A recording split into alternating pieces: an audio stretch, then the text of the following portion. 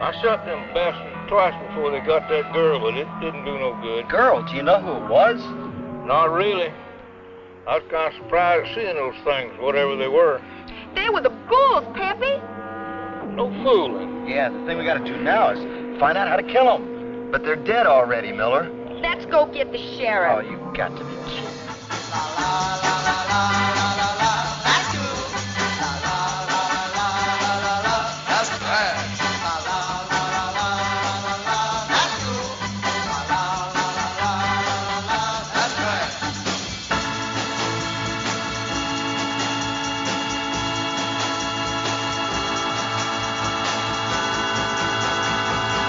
That's trash.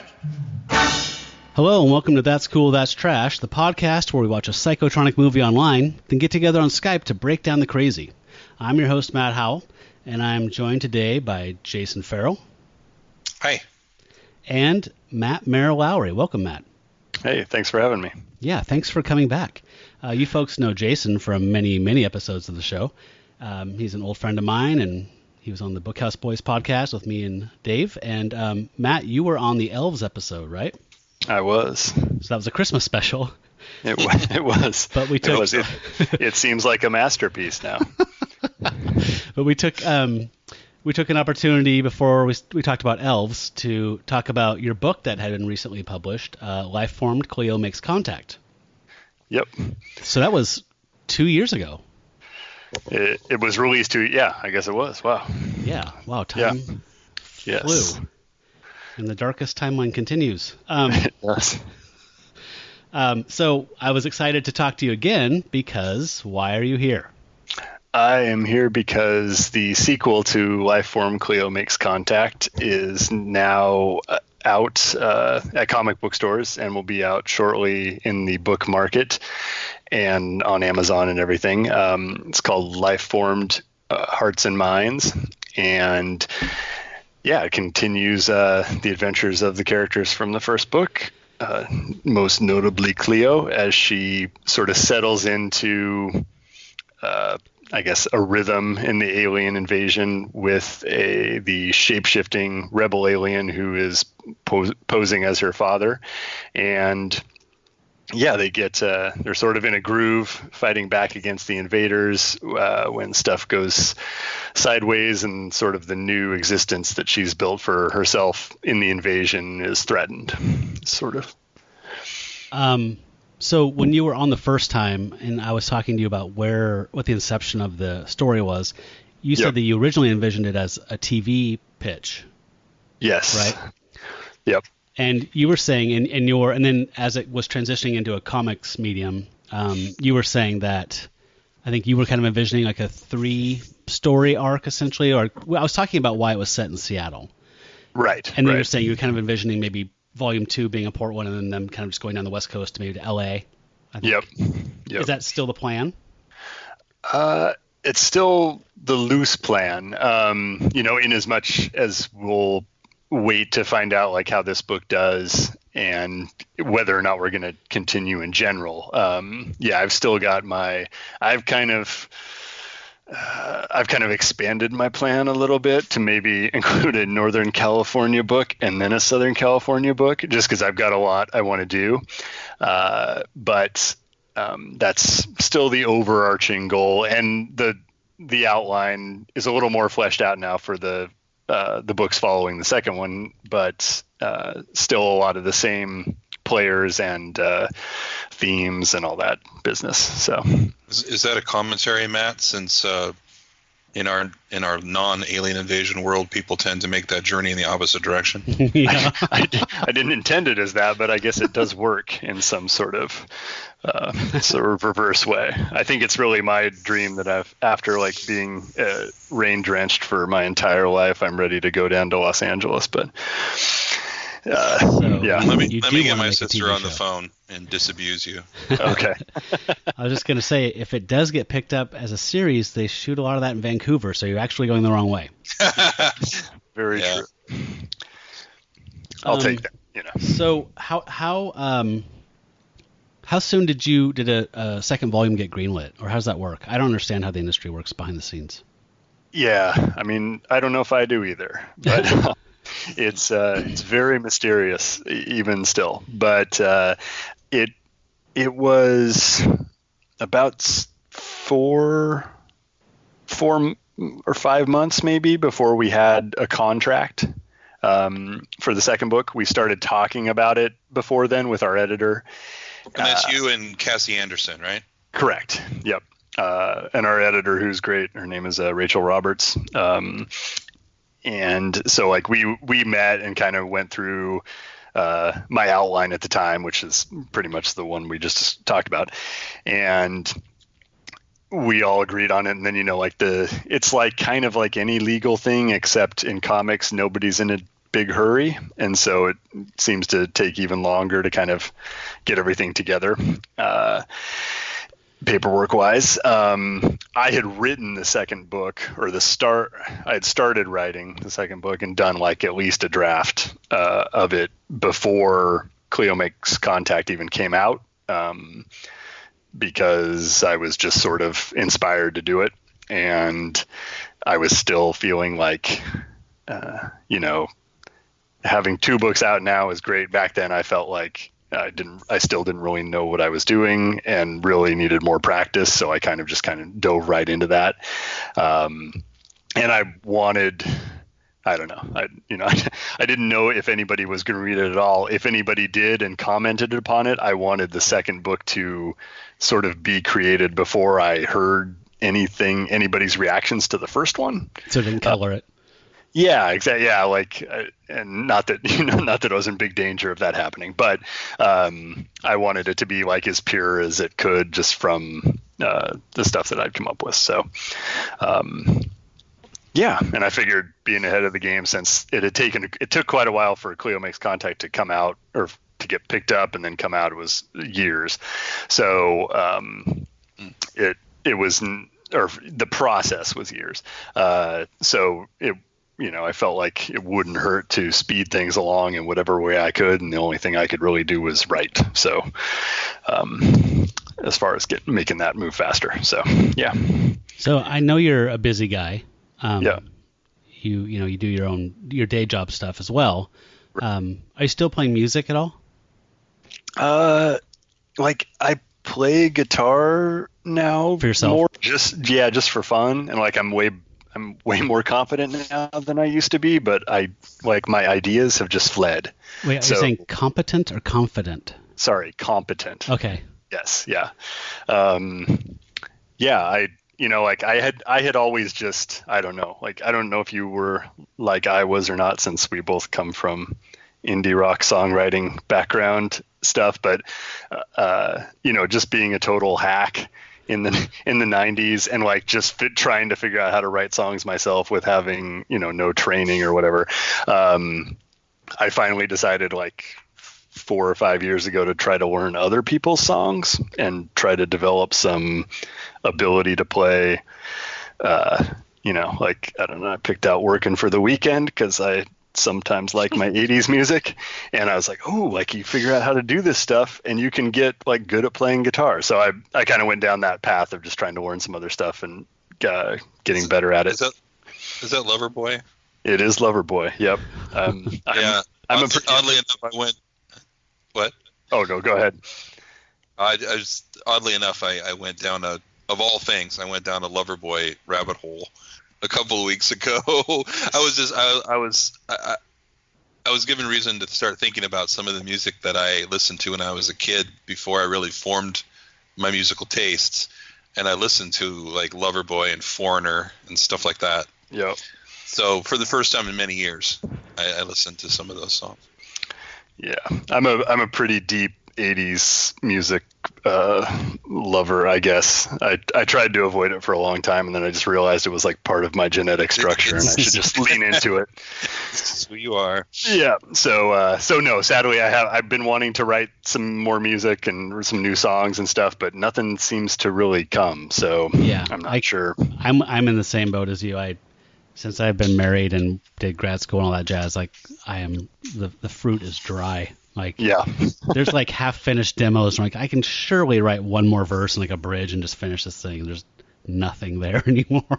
Yeah, totally. It's once I pivoted to the comic stuff, and I kind of just went really hard on that pivot. I tried to go back to like lyric writing, and I was like, I just don't know what to do. Yeah. And I felt like, and plus, what is like a 46-year-old, 45-year-old, like, boring white dude to have to say song wise? Like, I just couldn't. So, so I don't know. Maybe someday. Yeah. Yeah. So, I was privileged enough to read some of your like story pitches that you just want some feedback on a while back. Oh yeah. Are any of those things moving forward? Because you showed me some artists that you were kind of talking to as well, and there was some great stuff in there. Yeah, I do actually.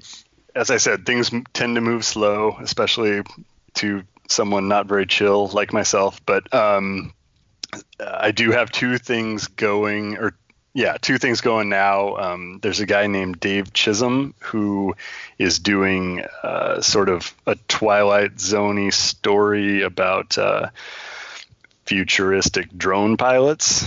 And I'm really excited about that. His style is amazing. And he's actually got a really great sci-fi graphic novel called Canopus that is going to come out next year, and that he wrote Andrew. So I'm feeling pretty lucky to, I think, get to do something with him before he blows up huge. And what's his name? Sorry, you say Dave Chisholm? Dave Chisholm, yeah. And then another guy named John Lay, who is doing a story about phone tech update that goes bad. And that one's, I guess they're both sort of in the Twilight Zone-y, short story mode. And John, kind of Black Mirror. Yes. Yeah, that one's, totally. With hopefully a little more humor and stuff to it, maybe not, hopefully not quite as dark. And yeah, John is likewise amazing. Has sort of like a European Mobius vibe. Nice. So it's super exciting to like Cassie's amazing and is so great to work with and everything. But I was starting to feel bad. Like she can't just have, like, she needs to be able to go draw other people's stuff, not just my own, or not just mine. And she's not chained up in your basement. Exactly. Like it's, I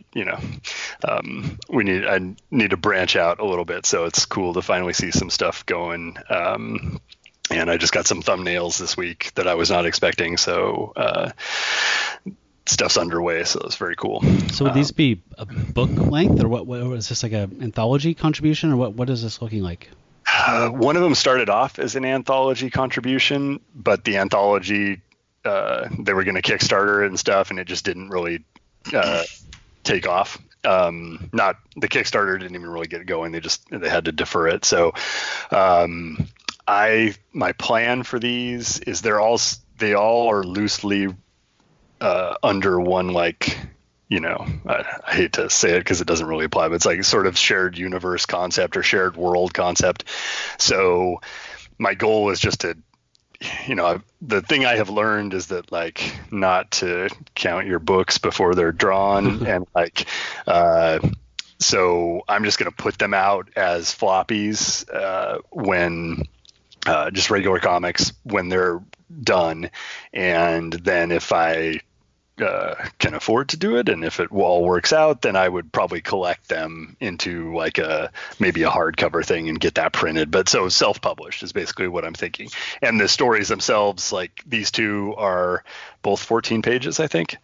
And then I've got another bigger, like, graphic novella size 44-page thing that I'm hoping will get started soon too. And those three could go together and be a package, but also be individual issues. So yeah, I wanted to just, get something else done. And like the whole process. So the industry basically runs on pitches, right? So you go pitch a series or you pitch a graphic novel, and that pitch process usually means you're generating like 7 to 10 pages of finished stuff, plus an outline, plus a bunch of ancillary materials and stuff to prove that you've got something with legs. And it's just sort of like, I've done it a few times, and if it peters out for any reason, like any player in the process, it's a drag. It's a drag to just work on something that's not complete. And so my thinking was, I just need to like learn how to do this better and get better and better at it. And the only way to do that is like to actually finish some stuff. So that was sort of my main goal with taking this stuff on, and then to have some other stuff out on the table, at a con that's not necessarily YA stuff, that's drawn by different folks, that kind of thing. Right. So you're going to be at Rose City Comic Con this weekend? Yes. Is Cassie going to be with you? Yeah, she's part of Helioscope Studios in Portland, which is a bunch of great artists, absolutely, including like folks like Steve Lieber and stuff. So we're going to be at they get like a big island basically, and we'll be there. So yeah, it's crazy. Like I'm, tabling next to people that I've been buying their stuff at cons for years, like Ron Chan and Jonathan Case and like Jeff Parker. Is he going to be there? Jeff Parker, So the whole Helioscope thing is pretty mind blowing. It's like suddenly I'm just surrounded by these totally legit folks, industry legends, luminaries. Yeah, exactly. So, but it's cool. Everyone is amazingly supportive and super welcoming, which has been a super like a part of the experience that I didn't anticipate, but it's been really awesome. So can I ask you a Lifeform question? Yeah. One of the things that really struck me about Lifeform, now I'm talking about volume 1, not the volume that is just coming out. Sure. But I'm new to the series. I just read the first one recently. I've read a fair amount of YA, both because I don't really discriminate. I like, I read Harry Potter, etc., and I read various other books. And one of the more universal tropes of young adult fiction is that protagonists' parents do not have a very high life expectancy. Yes. They usually, a lot of times both, definitely at least one. And I thought that conscious or not, and this is part of what I'm asking you. Yeah. In this book, you have a scenario which is very similar in that Cleo's, and this is a spoiler of a book that's been out a long time, but her father dies right at the beginning of the book. Her mother is not in the picture. I don't remember if she was dead or she just wasn't around. Yep. But in this case, the alien shapeshifter becomes her father essentially, and doesn't just physically become him, but has his memories and kind of connections to his emotions, like in relation to Cleo and so on. Right. And she kind of holds him a bit at arm's length, but kind of looks at him as a father figure, and that seems to be developing through the books. And that was like, was that a conscious reflection of that kind of orphan trope where she's orphaned but kind of not really? I think it wasn't super conscious, but it was, as I learned, so I hadn't done a lot of fiction writing for a while. When I last had done anything, it was back in the 90s in college, when really like everything was about voice and nobody really cared about plot and all that kind of jazz. And so I hadn't back then really done a lot of studying of like plot structure and the hero's journey and all that kind of stuff. And so as I dove back into that, I don't know, like 9 years ago now, I guess,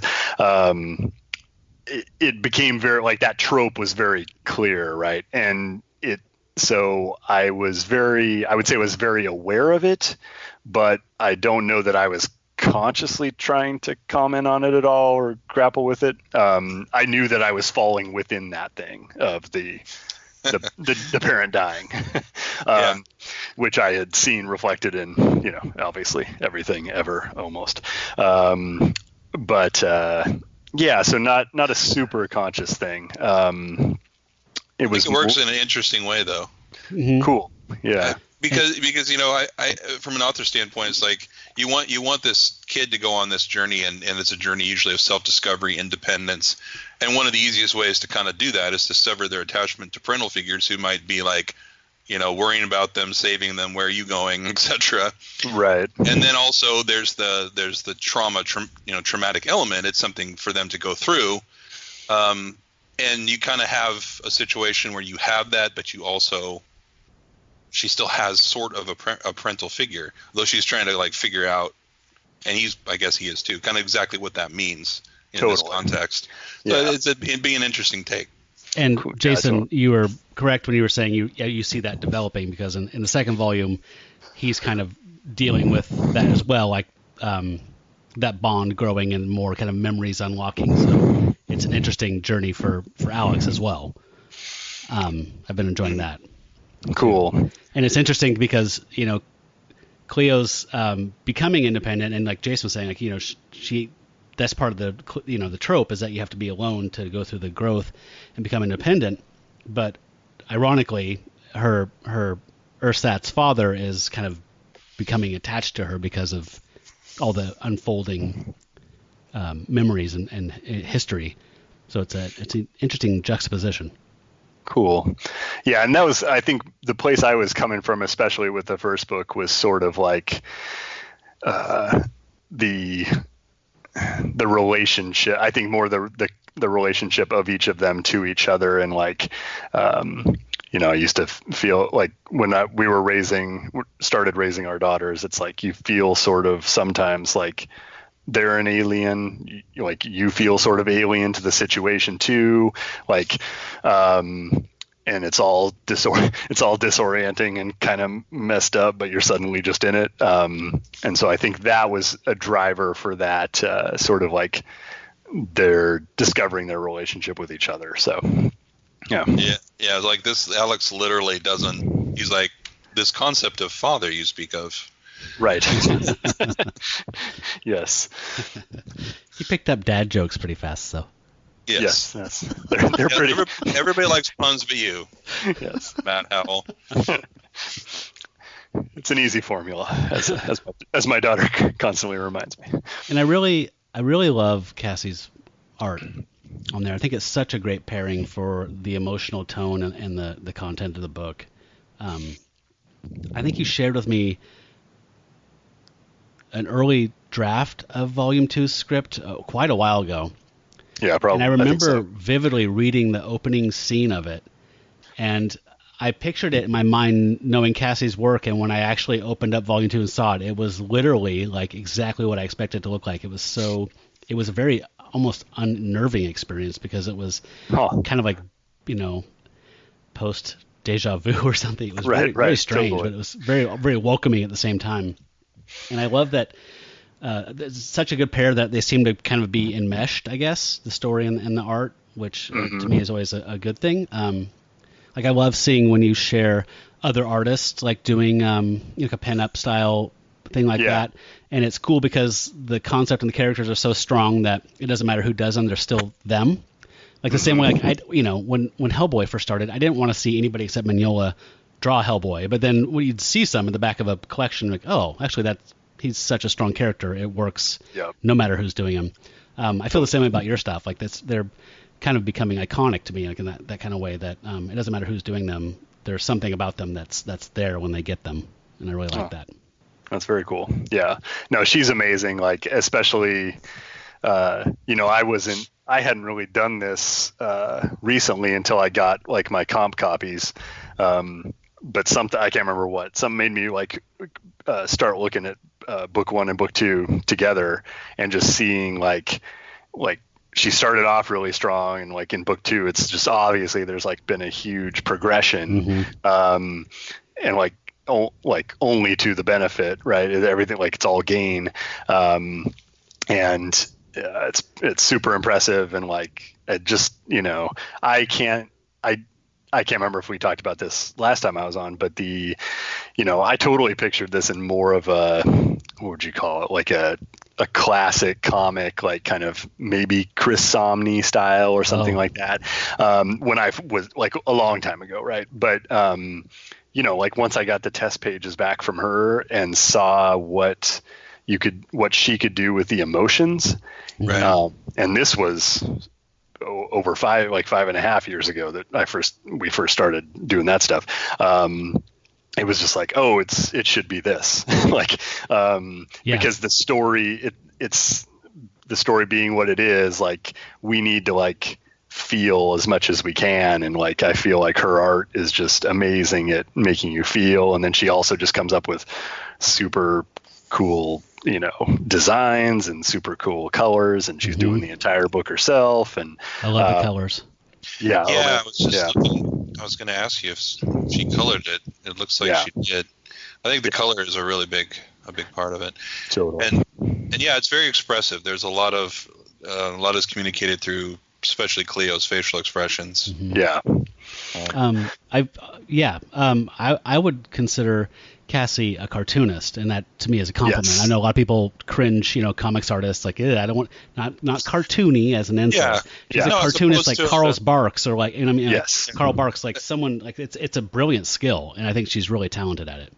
Yeah, total. Not an illustrator, like there's a lot of great design and everything in composition, but it is the storytelling is a big strength. Yes. Yeah. Which was totally like when I even first found her stuff online and was looking at it, that was my storytelling was basically my criteria. Like, I had learned enough by that point to know that I needed to make sure someone could do more than a pinup or, whatever. And she had a few pages of story, and I was just like, oh yeah, that's like, it's completely clear.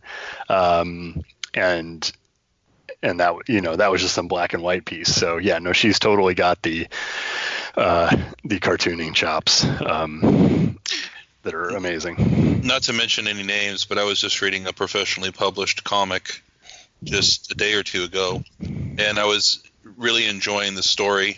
That was very interesting, and the art was fine, and the static scenes, and then there were some action scenes, and for me at least, and I'm a veteran of reading comics, so I think I'm fairly qualified. The action was just really kind of incomprehensible. Like, panels just didn't really make sense, and so you ended up having to, everything kind of slowed down, and you're just kind of figuring out, like, well, what is this exactly depicting, and how did this body get over here? And like, when reading Lifeformed, that just literally never happened. Like, everything, there were no frames missing, so to speak, in the imagination. Like, everything just flows from one thing to another. Everything's natural. Everything looks like it, you would imagine it should be, which sounds funny when you're talking about like globular aliens, step right, bony protrusions or whatever. But it did. It all flowed. And I think it's funny that you said that you initially were picturing like Chris Samnee or something like that, because I don't think Athena would have responded to Samnee drawing that the way she does to Cassie's stuff. Oh, totally.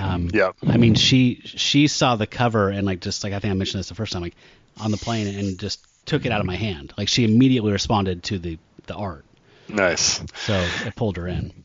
Yeah. No, and I think once I saw it, even, it was just like, oh, like, this could be this whole other thing, right? Like, because I'm coming from a background of like, I definitely wanted to do something that was something I could read with my kids, but I'm coming from the 45-year-old guy position of like Mike Zeck and like Marvel Comics and all that stuff, and like, so I didn't have in mind, and there weren't as many books back then too in the YA market, so like that whole the style of that storytelling just wasn't as prevalent, and so when I saw that, I was like, oh, you could have this thing that does have that broad appeal, that has like this deep emotional thing, and to me at the time I was kind of like, oh, it's even more like pretty dark stuff happens in the story, and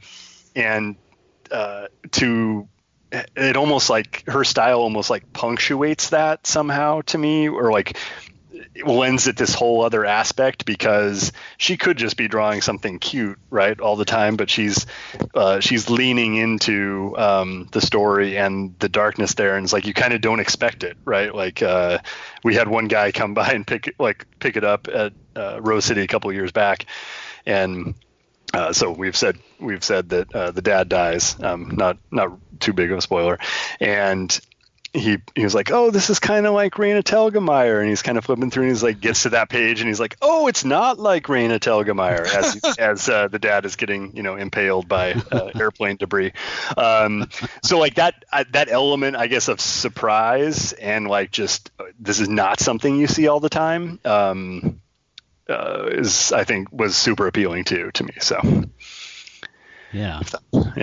So and do you? I forgot. It's been a while since I read the script. Do you detail everything, like in the opening scene of Volume 2? A guy is reading Annihilation by Jeff Vandermeer. Yeah. Is that a note from you, or did Cassie do that? That was a note from me, because I was, as the story even sort of unfolds, it's clear I was like way into the Southern Reach trilogy when I was writing that. And so that was from me, although like I read it, and as soon as I was done with it, I gave it to Cassie. I was like, you got to check this out. And she read it too. So we were both big Jeff Vandermeer fans. And like his book Born, the character from that is definitely a touchstone for some of the characters and stuff in Volume 2 as well. But yeah, I detailed a lot of stuff, and she added some stuff as well. Like they in the second volume, their headquarters basically is a library, and so there were certain books that I wanted to make sure were in there. There's stuff she threw in, like she threw in a reference to Extraordinary, which is her other book, or her project that she does on her own. So it's pretty detailed, and especially like because we had the whole music thing in the first book and everything. That was all stuff that was in the script. And yeah, I try to be pretty detailed with it, especially with the real world stuff, because part of what these books have become, because I don't know how many of them I'm going to get to make, are sort of like little love letters to different things. Right. That in the real world.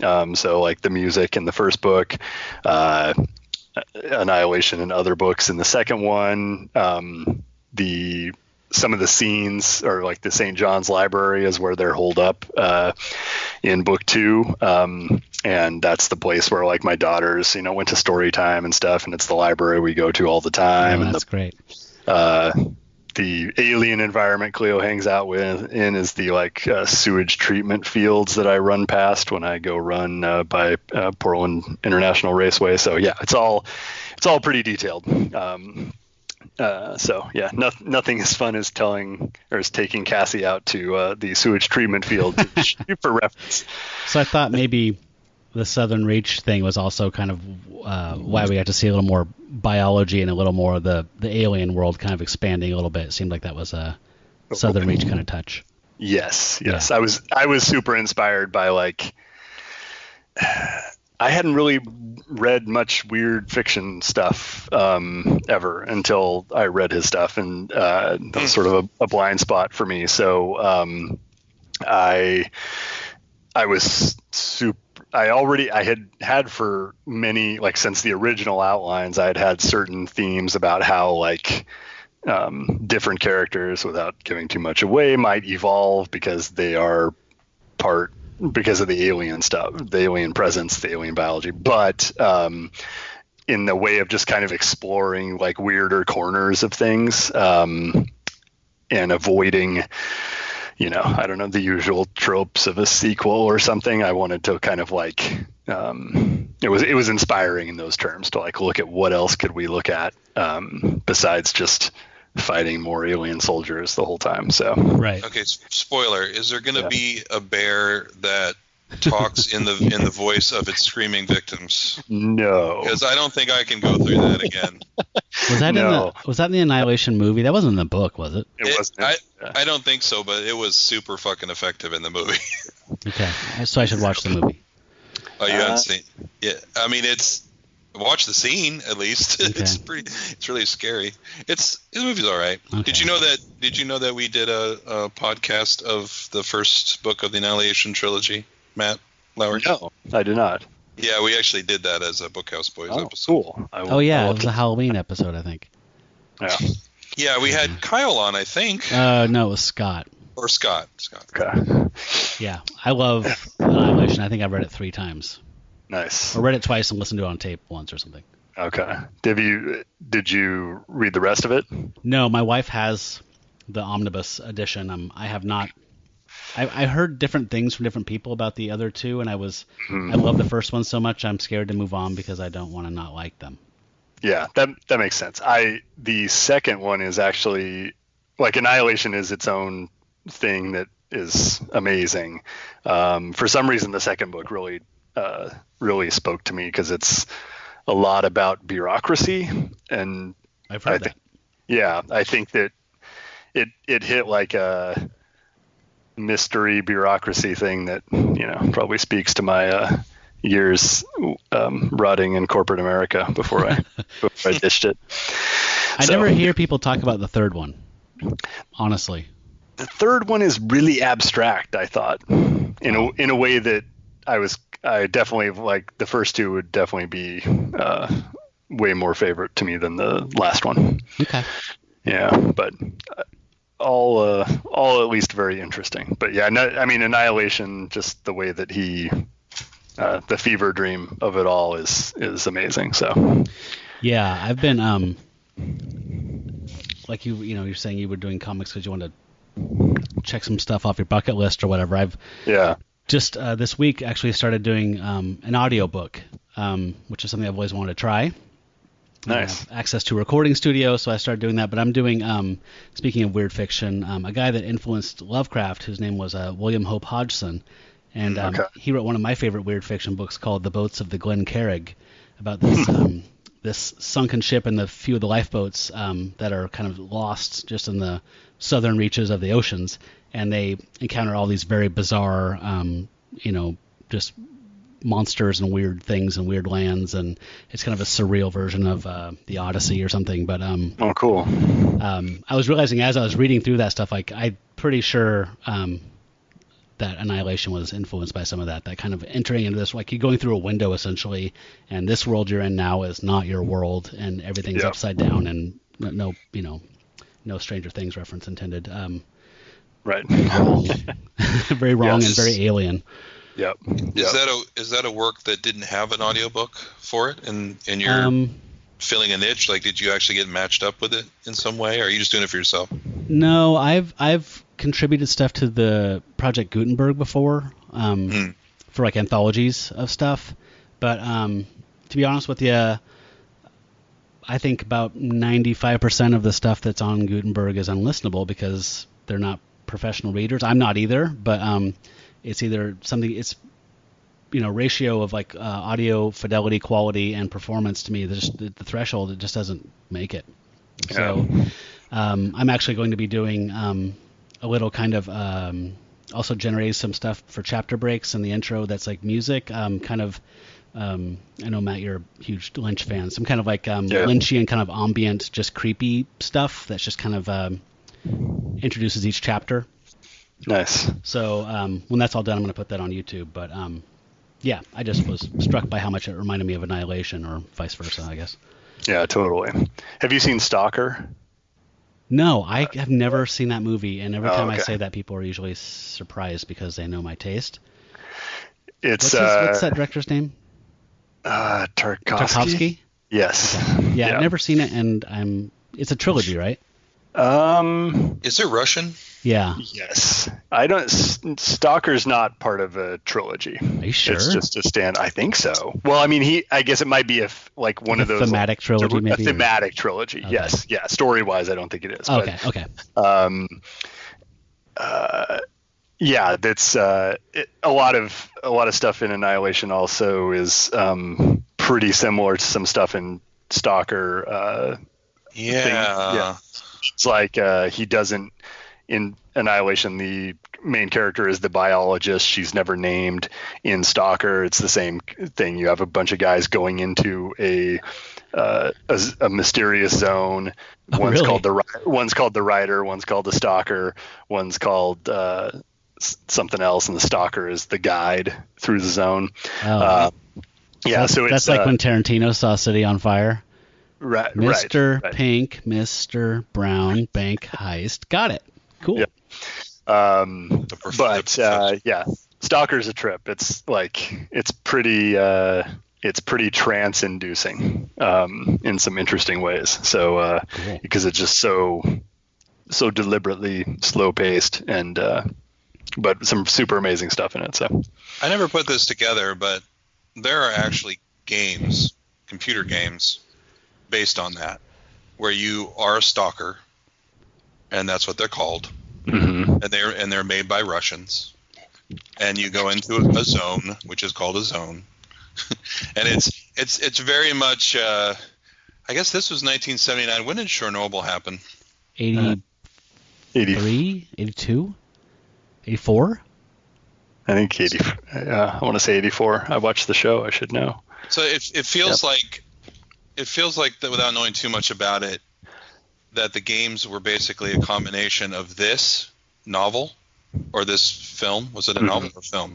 Film. Yeah. Film. This film with Chernobyl, like a reality in which there was a major nuclear accident and radiation and the nuclear threat and all that, and it had become just much more prevalent in their minds. Yeah. That's interesting. Yeah. So I am going to be turning this episode around. So it will be coming out tomorrow, which is the first day of Rose City Comic Con. So potentially someone could be listening and interested in going by your table. What do you know what your table is? So it's booth 801, which is the helioscope section, and it is right by the Dark Horse booth, which is 7. Wait, did I say 801? We are 801. Dark Horse is 701. Okay. So if you find the Dark Horse area, it should be pretty easy to find the helioscope area.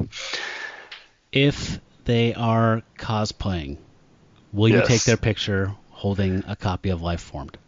I probably will, yes, provided it's not too super busy. Yeah. Will you sign things? I will definitely sign things, and we also have some like a comic that has 2 bonus short stories in it that we just got printed. One of which was on the Hollywood Reporter's website, which was our big moment of brush with fame. Yes. So we'll have that, and then we've also got we've got the 2 Lifeform books, and Cassie will have her book Extraordinary, which is a little more straight up all ages. So no impalements. No impalements, I don't think. Just some dragon fighting and stuff. So before we just move on to general comics love, can I give you a note to give to Cassie? Sure. Because you were talking about your love of 80s stuff and 90s, comics. And you were talking about Zach, blah blah. I got a note. More pouches. More pouches. Everyone needs pouches. No. Yes. In the double digits. Don't listen to him. Oh. Don't Liefeld or. I've been. What the verb can I make out of Liefeld? I've been listening to Ed Piskor and Jim Rugg. They do a YouTube show that's basically a podcast where they do all sorts of things, but one of the thing I've just been like drilling in on that I can't stop listening to is them walking through each month, starting in '92, each month issue of Wizard magazine. And so it's like, and I was out, and like they grew up then, but I was totally out of comics by that point. And so it's a super cool way to like experience the comics of the 90s, but not read them. That's for the best. It's pretty fascinating. So on the general comics front, definitely worth checking out. And those guys know their stuff, of course, because they've produced lots of comics. So what is that called? That show or whatever? It's a cartoonist kayfabe. Okay. And yeah, if you search for them or you search for Ed Piskor, who did Hip Hop Family Tree and X Grand Design, you should be able to find it. And yeah, I could send you some links and stuff. You can put them on the site or whatever. What is Grand Design? So Marvel hired Piskor to do Wow. what's basically I'm not. So it came out in issues, but How do you each not issue know was, about this? It's yeah, blowing my mind. yeah, each issue is like 48 pages, and so now What? they're collected in like basically in big oversized trades, just like the hip hop family tree size. Yeah, so it's him walking through and lightly revising but putting together the entire history of the X-Men from the beginning to now. Okay. Like revisiting, and- digesting, like Yes, so like in his style, the big beats or something, or yeah, I mean he drills in on some small stuff and then Okay. pulls back on some big stuff. But like he spent like some crazy amount of time with Claremont, you know, talking about it and stuff. So yeah, it's if you like his style, it's super cool, and he draws an amazing original Iceman that is like, you know, the crazy the snowman snow cone version. Yeah, it's so good. There's a couple panels that are just just fabulous. So Can you remind me? Rugg does Street Angel and Street Angel, yeah. Black Dynamite, Yeah. or is that somebody else? It wasn't called Aphrodisiac. Aphrodisiac. Sorry, not Black Dynamite. Yeah, Aphrodisiac. Sorry. There's I love Street Angel. Bought the original series, you know, back when it came out, and I've always liked it. But he has had his format of choice have been these oversized hardcovers, these very thin oversized hardcovers. How many pages? For like I don't know. It's like, you know how a 60? hardcover can make it seem like there are no pages? Yeah.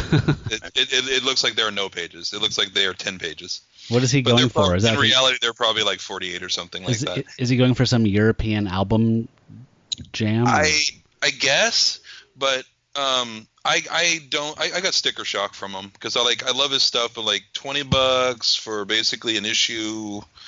But there's a I think it was solicited maybe last month. He's collecting all of it.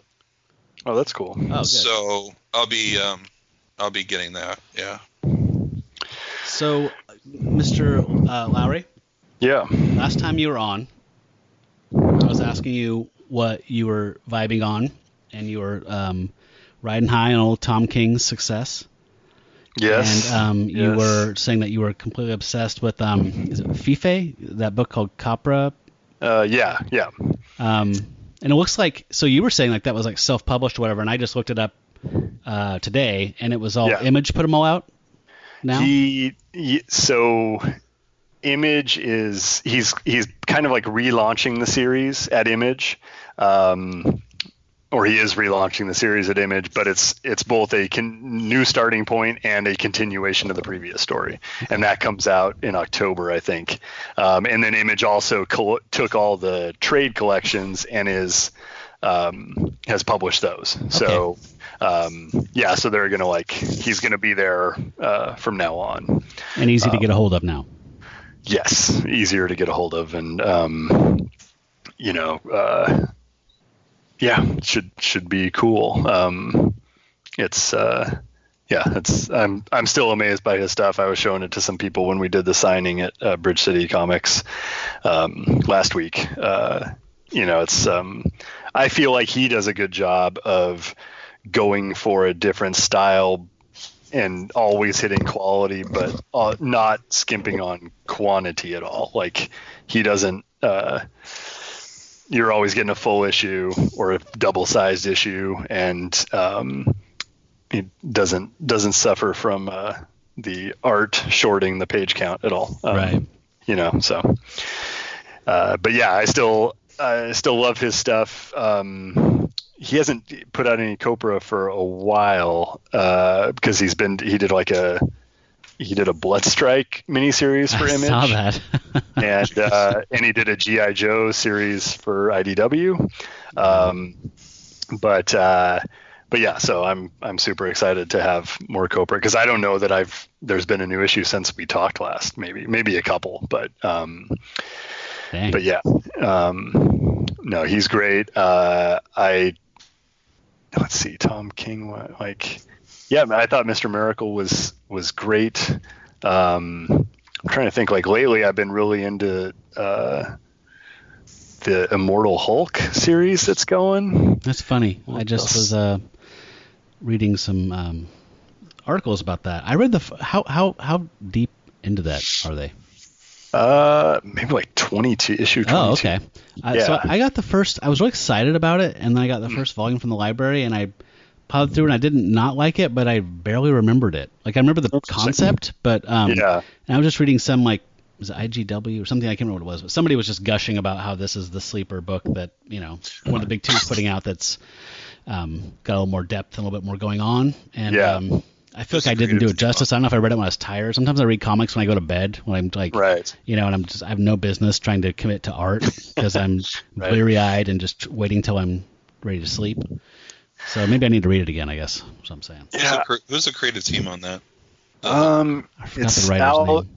It's Al Ewing. And maybe I feel like the art has varied, but like Joe Bennett and a couple other guys, I think maybe. Bennett was the volume I read, the first collection. Okay, yeah. I think he's mostly still the one that's on it. I just felt like, and the other thing you don't see very much anymore, and I didn't realize how much I was missing it till I realized that it was on issue like 22 or whatever. I'm like, to just have like a nice long run where like one writer gets to like let their thing go and like breathe.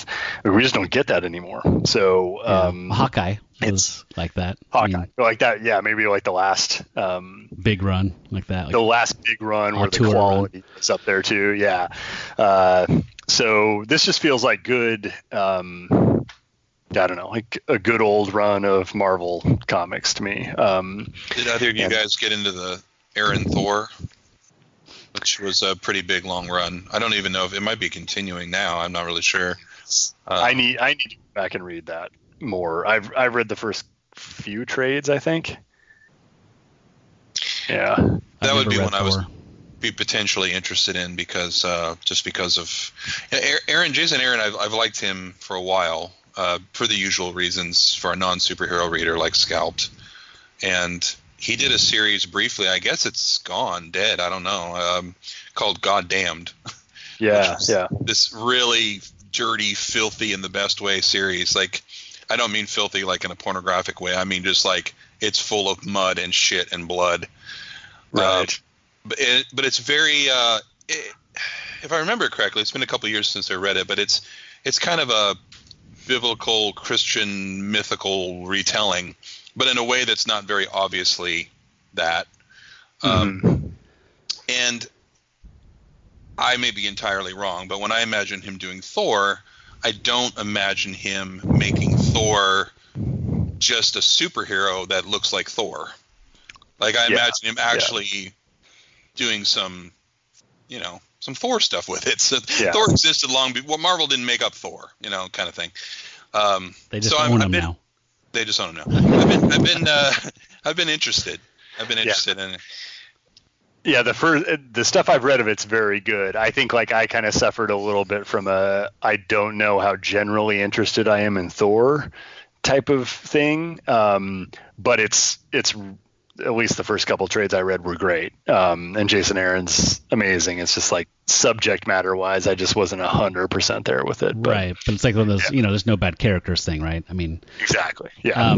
Is he doing, I'm sorry, looking at this, is he doing Conan right now? Writing Conan? He might. Because I saw something, I thought it said Jason Aaron wrote it, and I love the art. It's just gorgeous. I don't know if it's still him, but I think he was starting a run of Conan. Yeah, that sounds right. Conan for me is a character that when I was growing up and they'd have like the magazine versions like of Savage Sword or whatever, I never responded to Conan in any way, shape, or form. I didn't care for the Schwarzenegger movies. I didn't like barbarian shit at all. And then as an adult, I read the Robert E. Howard stories and I got so into them. And then those who wrote those ones like the Frost Giant's Daughter and Other Tales and that was Kurt Busiek, yeah. Oh, wow. Those Carrie Nord art. Yes, Carrie Nord art. I love those. So I'm all about Conan now. And Greg Ruth in those Born on the Battlefield issues, where like periodically it would show him as a young man. Oh yeah. Those are great. I love those. So I love Conan now, apparently. So I need to check out Jason Aaron's Conan. I hope Yeah. you're cosplaying that this weekend. Sure. Yeah, loincloth. A little. Nothing Just like need a to get some little roadkill to make Conan. a loincloth, and I'll see you there. He's been working out. I love Conan comics in general. The thing about like the idea of a barbarian doesn't appeal to me. Like I play role playing games with people, and like that's the one class that I have no interest in, because the barbarian in those games is the kind of what you picture, like a big brawny guy in a loincloth who just gets really angry all the time, basically the Hulk, but in a sword and sorcery milieu. Right. And it doesn't really interest me. But Conan was he was a thief, and he was a smart guy, and he was brawny, although depending on who drew him, like Barry Windsor Smith drew him more sinewy, Buscema drew him more muscly, but even when he was drawn muscly, he was no mindless Hulk. dope warrior guy. He was and the Robert, I mean, that's really more the character. Like that's usually how he's portrayed, and it's more like a Fawford and Grey Mouser kind of a thing than it is what you would see with Schwarzenegger playing him in a movie. Mm-hmm. Right. I think that was a big part of the turnoff was that muscle bound thing. I just didn't respond to. Yeah. Action movie films for a long time, they thought everybody had to be a big muscle bound guy, which I didn't understand at all. Like and that never appealed to me. Like why, these relatively charismaless giant men. Yeah. Like give me a John McClane any day. Give me a Harrison. Give me a Indiana Jones. Yeah. Give me a McClane. Yeah.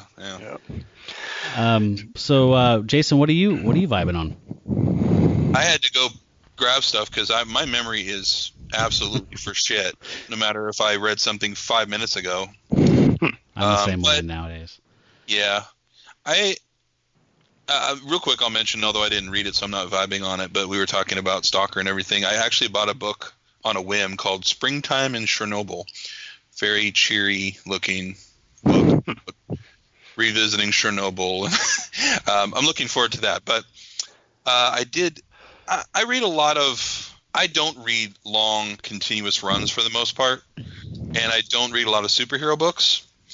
I really gravitate toward just variety and just reading different shit, and I like get in and get out while hopefully the idea is still fresh and good. Sure. I read the first issue of something called Something is Killing the Children. Oh yeah, I just read that too. Okay, tell me what you think. I'm not familiar with this writer really, but I've heard his name a little bit. James Tynion IV, and the art is Werther Dell'Edera. And he wrote one series called The Woods that ran for a fair amount, like 30 something issues. Based on this first issue, I loved it. The guy's got some serious chops, and the art was also really good. And I'm in on this book. Did you like it, Matt? Yeah, I did. Sorry. Sorry. Did you read it too, Matt? No, I thought I was going to say I read that writer's. He wrote Detective or Batman: The Dark Knight or something. A run of that for a while. That was actually pretty damn good. He did write some. Apparently, I just know this totally secondhand, but apparently he was a student, however that worked, of Scott Snyder. Right. Oh, who of course was a Batman writer. Yeah. And I'm not really overall a big fan of Scott Snyder's writing, but I have heard some rumbles like the student has surpassed the teacher kind of thing. And just reading this, I'm like, yeah, maybe. I mean, I need more evidence, but sure, yeah, I can see it. Yeah, I've picked up a few horror comics lately. I guess it's what I would put this in, at least comic wise, for what's out there now.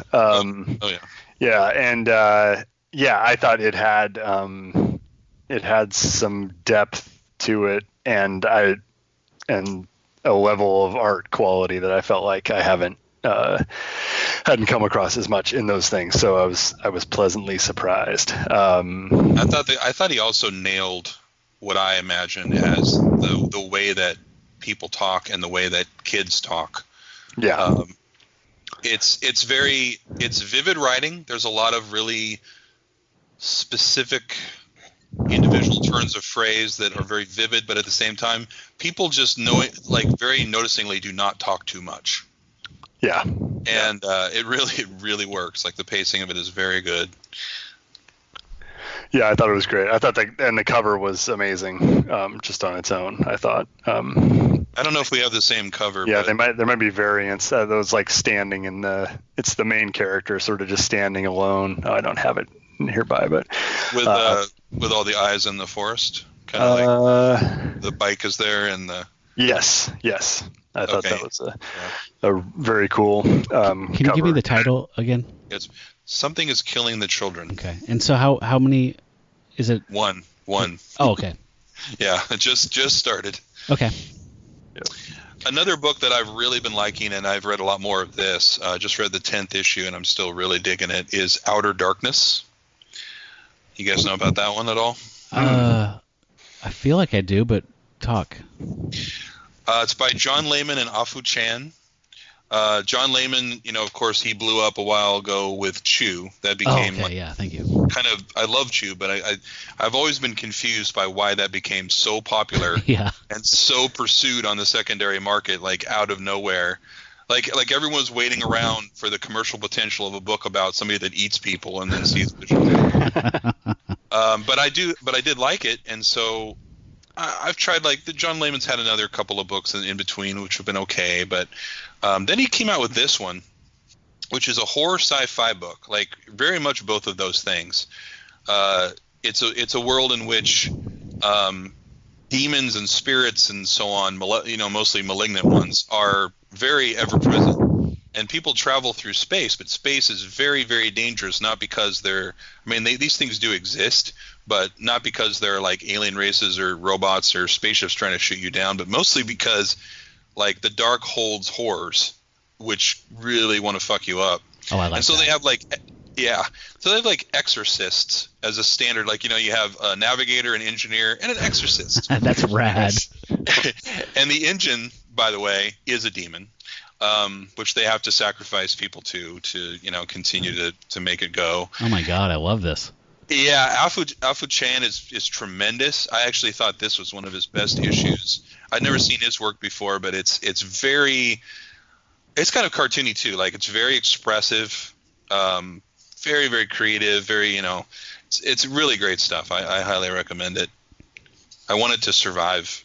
It's one of those Image books that God knows how well they're doing. Probably selling 4,263 copies a month. But, his art looks great.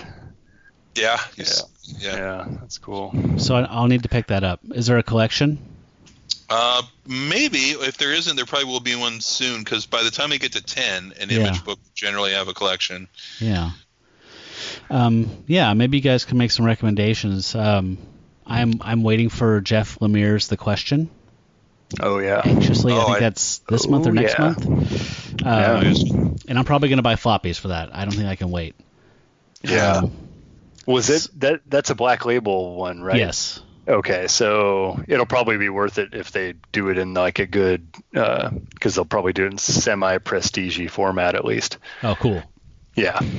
So I've been reading Lazarus by Rucka and Lark, which I love. Great book. I'm all caught up on that. I'm reading Black Monday Murders. I need to check that out. I forgot who wrote that. Hickman, thank you. Yeah. Which I'm really digging. So I like horror. I mean, Jason knows my taste. I like horror. I like any kind of high concept. Anything that's like stoner D&D or trippy, like take on something high concept stuff. I like anything like that. Anything that's a little out there. I like good superhero stuff as well. But if you have any recommendations. You should. So the Little Bird is an Image book that it's like a 6-issue Image run, but each issue is way more than 22 pages. I don't even know how to describe it. It's like the best thing I've read this year, I think. Cool. It's a little Jeff Darrow-esque art-wise. A little yes. bit. A little fine. Yeah. Detailed. It's sort of like a futuristic story where the church has taken over the government, and but it's it's basically just like a tale of a bunch of rebels essentially. But I thought it was just super well done, crazy good detailed art, and that it actually like really nicely told its story in 6 issues. And it's done. So it's done. Cool. Yeah. So and there's a I've got it up on my Twitter feed, I think somewhere, but there's a hardcover collection that's coming out in November, I think. Oh, I'll just wait for that. And then, I don't know. Other than that, like I'm still reading Deadly Class, and it's still usually like one of my favorite comics, like all the time. And then the other thing I was forgetting earlier was you said Black Monday Murders. Hickman's X-Men thing is like blowing my mind. What is that? House of X. That thing. Yeah. That current thing? The current thing. Yeah. It's really good. Okay. At least in my opinion. It's like it's a lot of stuff to bite off. So people are gushing so far. I just started, but I was at a friend's house and I read House of X 1 and Powers of 10. I guess you have to say it that way. Right. 1, and those are the first X-Men comics I've read since probably Uncanny 220 or so. Yeah. I was there. They were there. I was like, okay, and I liked them. I think I liked House of X more, but they were sort of interesting. They left me with a lot of questions. Yes. about what he was doing, but it's the Hickman way. Yeah, but they were interesting, which is kind of the main. I mean, usually if you take your average comic of X-Men or whatever, general Marvel property, I don't find them interesting. It's always been kind of interesting to me how I stopped reading them 20 years ago, and then I can read one and it's like I still understand everything. Like I still know everybody.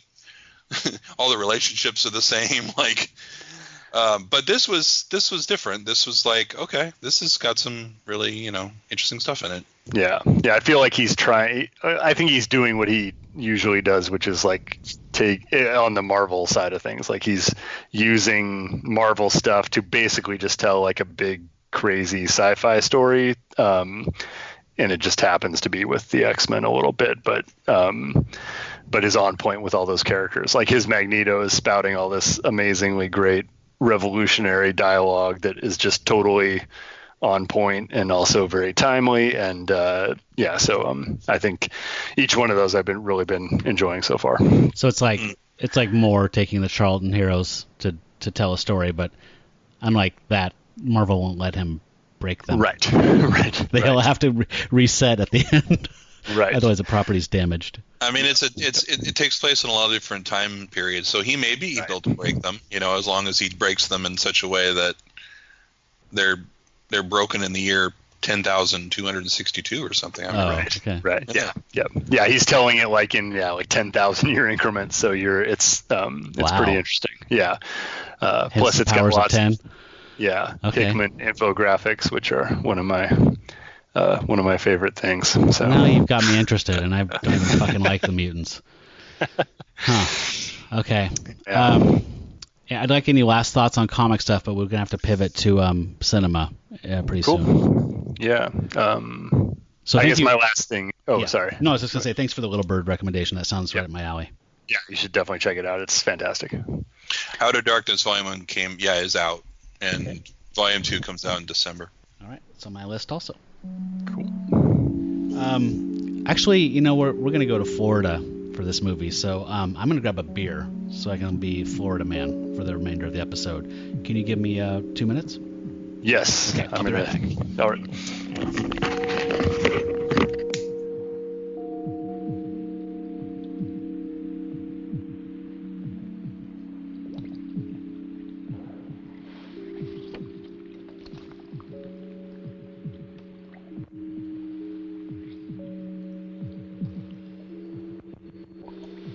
Who goes there?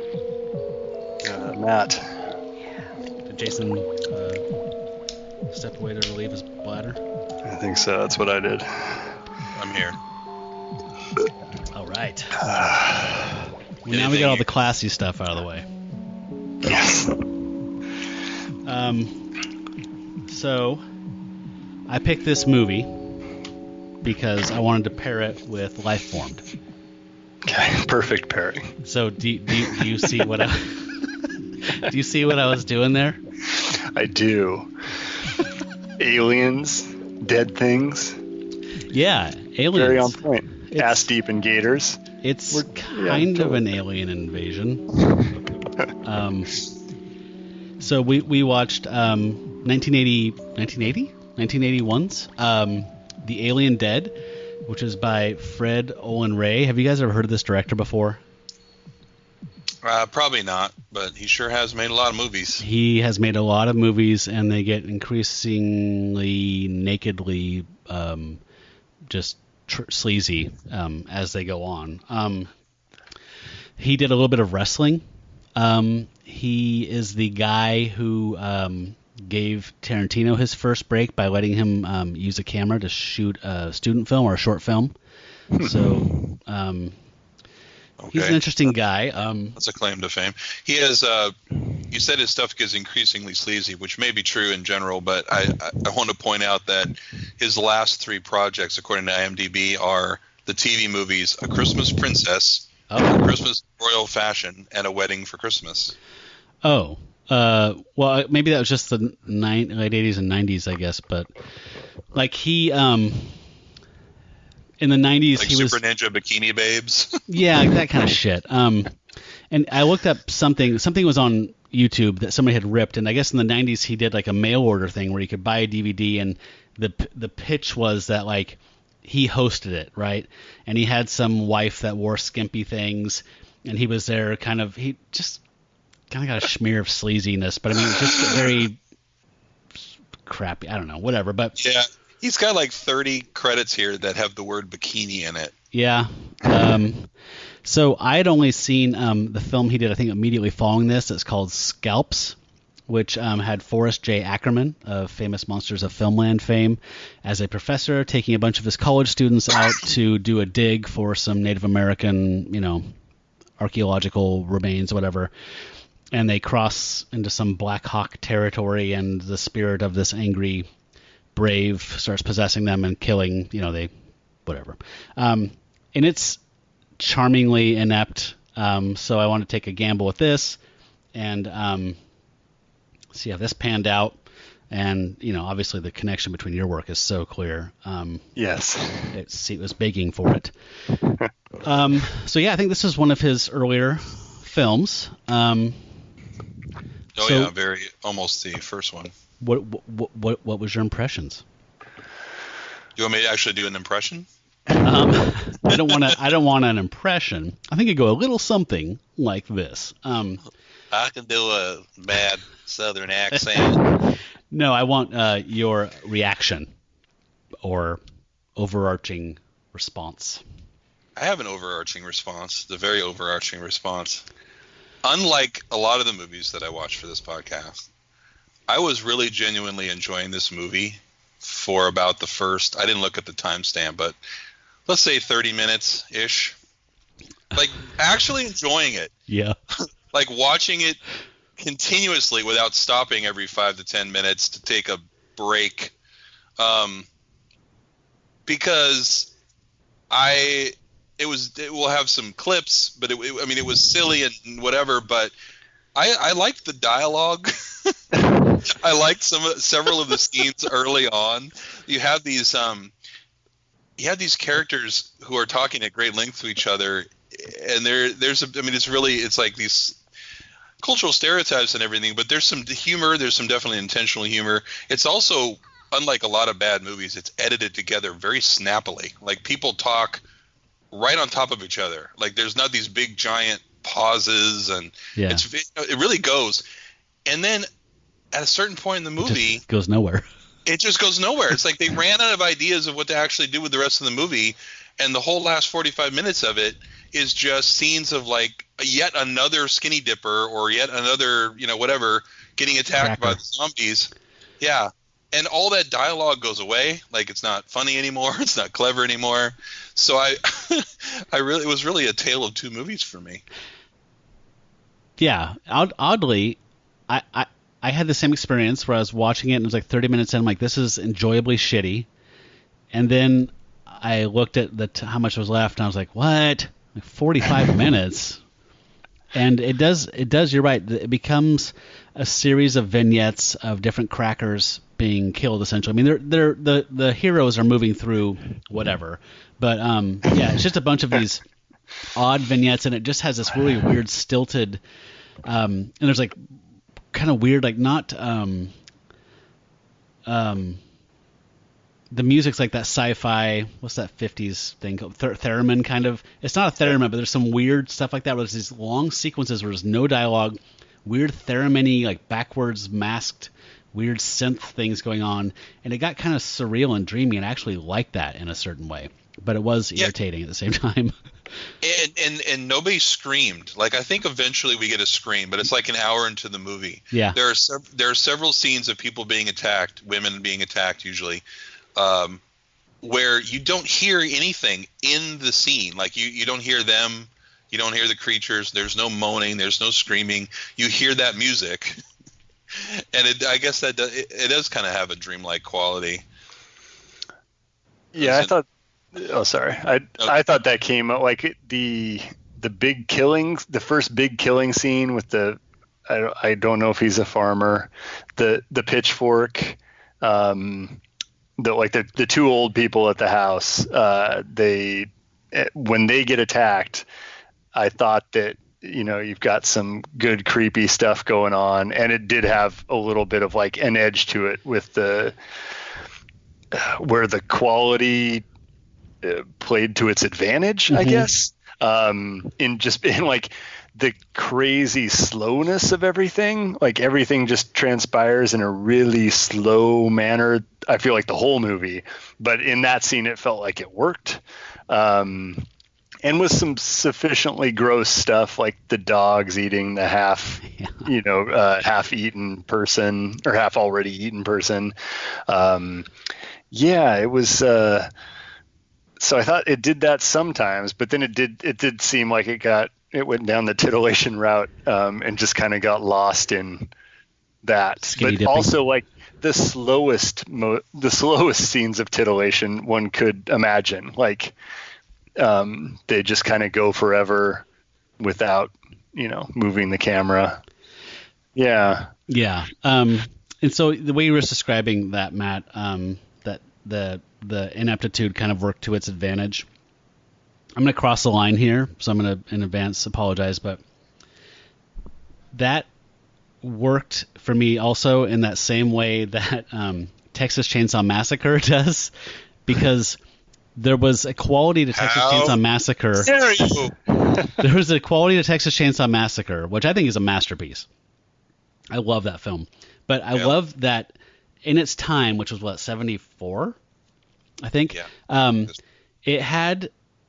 It was so lo-fi in its approach, and everything was kind of handheld, and it had almost a quasi-documentary feel. Like people constantly, and you read people's talking about the reactions of seeing it, saying like, I knew it wasn't real, but it felt like it was real, and it's because it had this real pace and it had this very real DIY kind of approach, so it felt like a documentary, but I knew it wasn't, but it felt like one. So it made it increasingly more creepy to me. And then as the events unfold, obviously it gets increasingly creepy in content, but it's got this dread smear all over it because it feels like it's a real thing and things aren't right. So I kind of saw, in a way, way, way diminished sense, that same thing happening, like what you're talking about, where it's the ineptitude and just this kind of like weird silence and the dreamy kind of thing kind of made it actually oddly effective, I guess. I wish that the killing scenes would have been good, more effective. Yeah, because I didn't really. I'm trying to go through my mind right now and think if I can remember any of them that I thought were good. Nope. No. For one thing, and it's not a fatal flaw, but they couldn't decide what they wanted the zombies to be. No, they could not. They really couldn't decide. Besides trick-or-treaters. Yeah, it was a little Dracula Shaitan. Like they just like whatever they had at hand. Let's. Some of them look like zombies. Some of them look like aliens. Some of them look like Mexican wrestlers or whatever. And then they're like, for a long time, I'm like, are these even zombies? Because they didn't move like zombies. They reacted and moved around like people. Like the first person to get killed gets stalked, like, through these rushes. Not zombie-like at all. And then they're killing people with pitchforks, like you mentioned. Uh-huh. And then eventually we get pretty far into the movie, and then they're eating people. Well, finally. between those 2 points, though, Jason, they also, the sheriff or whatever they're talking, and there's they're devoid of blood, and they're saying in the way like right, they're saying that literally like their blood is being sucked out. Yeah, and then there's one scene. I think it's the most drawn out scene. I think it's the one I'm thinking of. This woman gets killed, and it goes on and on and on and on. And she's not dead yet. Keeps showing her face, and her hand has been ripped from her body. Oh yeah. This girl is like carrying it around, trying to pantomime that she's nibbling on the fingers. But all the scenes where someone is quote unquote eating someone, there's no makeup for that. Like there's you don't see any flesh being removed or torn. There's no blood running out. Most of the blood, 90% of the blood in the movie, is a result of the actress having some in their mouth and then being instructed to spit it out slowly. Yes, that was the main blood effect. So, in case you haven't seen this, this is an hour and 14 minutes, and the premise is it's Florida, small town. I forgot the name of the town, but we find out later. Gatorville. Yeah. Well, I mean, they allude to it in the beginning, but you see a flashback later that establishes that a meteor came and hit a houseboat full of hippies getting stoned and playing with balloons. And it sinks the houseboat, and then they all become irradiated by some alien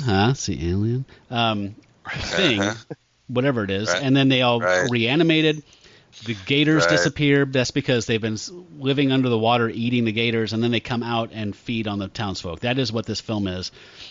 The main character is a reporter named Tom Corman. There is Buster Crabbe, who is famously, I think this is his last film, sadly. He famously played Flash Gordon like in the 30s. He was this romantic action hero guy, and he looks like Bruce Dern's last shit in this movie. He looks like Stan Lee, kind of. He does, but he sounds like Bruce Dern now. Like I saw Once Upon a Time in Hollywood. It's like that's what Bruce Dern sounded like in that. Like he's this cranky old sheriff who doesn't believe anybody, and he doesn't like the goddamn press. And there's a dipshit deputy. Like there has to be every fucking dipshit, 70s looking truck driver. Straight out of Dukes of Hazzard. Yeah. And there's a hillbilly girl, and they all kind of band together with the game. What's that called? The game Warden. The Warden. Yeah. Thank you. And they're trying to solve this mystery. And in the meantime, it's interrupted by these people being eaten. That is the plot. Yeah, and at one point, they really can't decide what they want to do, because at one point, I think it's Tom Corman, the reporter, who's like the main protagonist.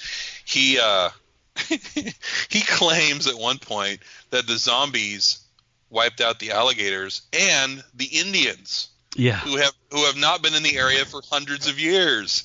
So these hippies on a houseboat traveled back in time hundreds of years and killed all the Indians. And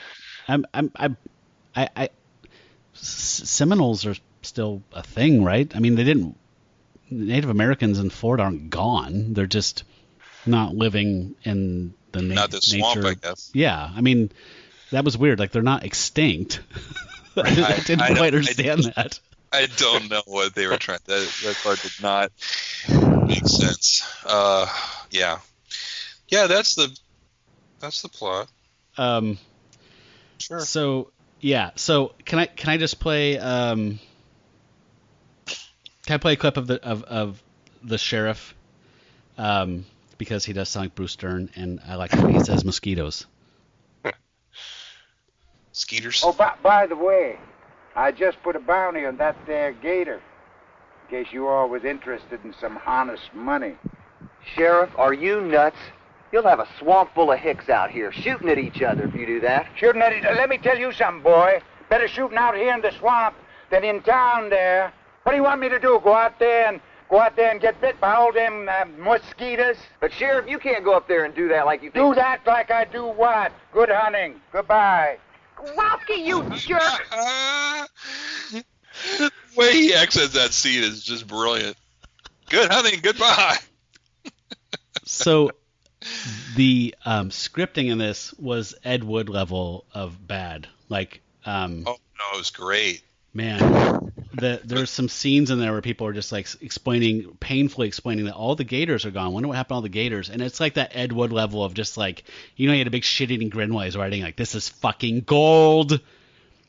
I was floored by how bad some of God. Okay, so this has stuff I love in it. Like, there's a scene when Sean, the hillbilly girl, and Tom Corman are pushing a boat up to shore, and they do that thing where they're doing takes, and you can tell at the end of the shot that they do the motion of pushing the boat up, and then they look at the cameraman like, so cut, or like, I love that when they're like, they don't give a shit. And there's a girl that works in the general store. Wait a minute, that scene. My favorite part about that was when he says that they need to get out of there before the tide comes in. Like, what tide? Maybe it's an estuary. I don't know. The girl in the store that talks to the deputy is such a non-actor that she's laughing while she's giving her lines and looking at the camera occasionally. That's gold. You don't remember that? God, Athena was... No, I'm blanking that out. I remember.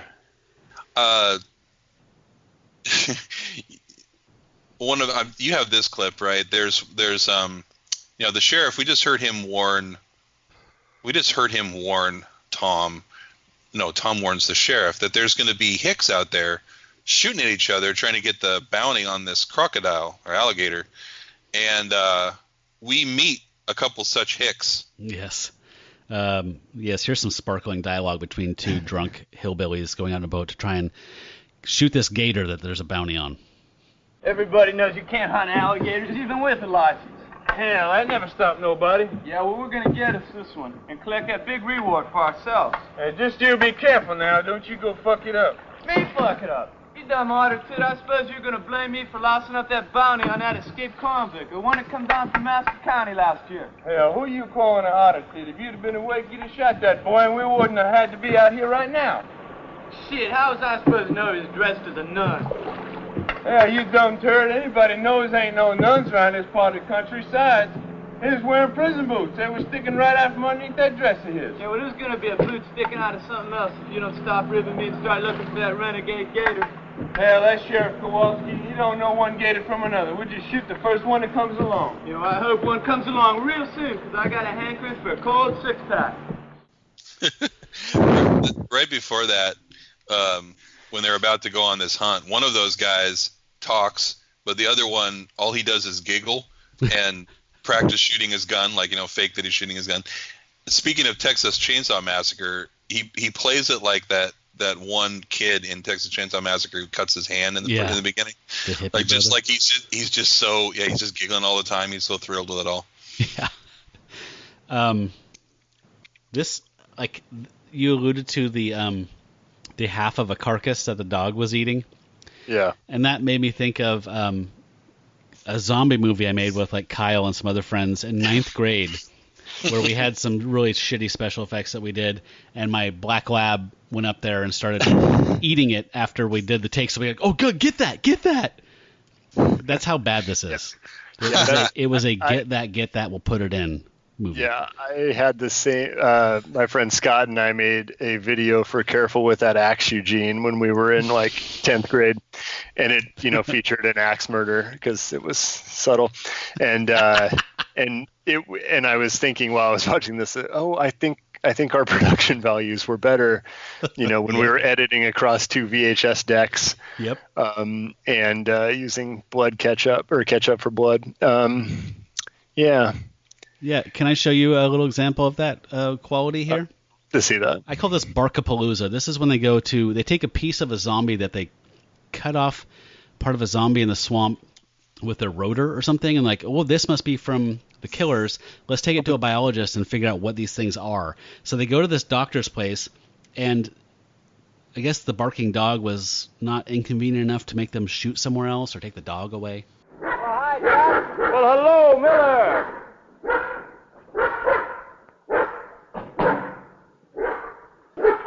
You know Tom here with the newspaper. Of course. How you been, Don? This is Sean Michaels, Emmett Michaels' daughter. Pleased to meet you.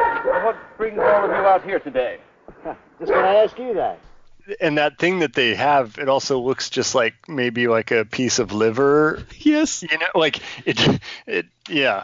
It is, because I swear it is, because in the one scene where they're all really feasting, you know, like Jason was saying, they're not consistently doing anything as zombies, but in the one scene where they all have the big feast, which is the most like Romero's Night of the Living Dead, that's very clearly a guy's holding a piece of liver and walking around, not even, you know, not committing the bit where it's like, fuck it, I'm going to put some cow liver in my mouth for this shot. No, he just walked around like, mouthing it, but not mouthing it. Gumming. Yeah. Yeah. Good God. Yeah.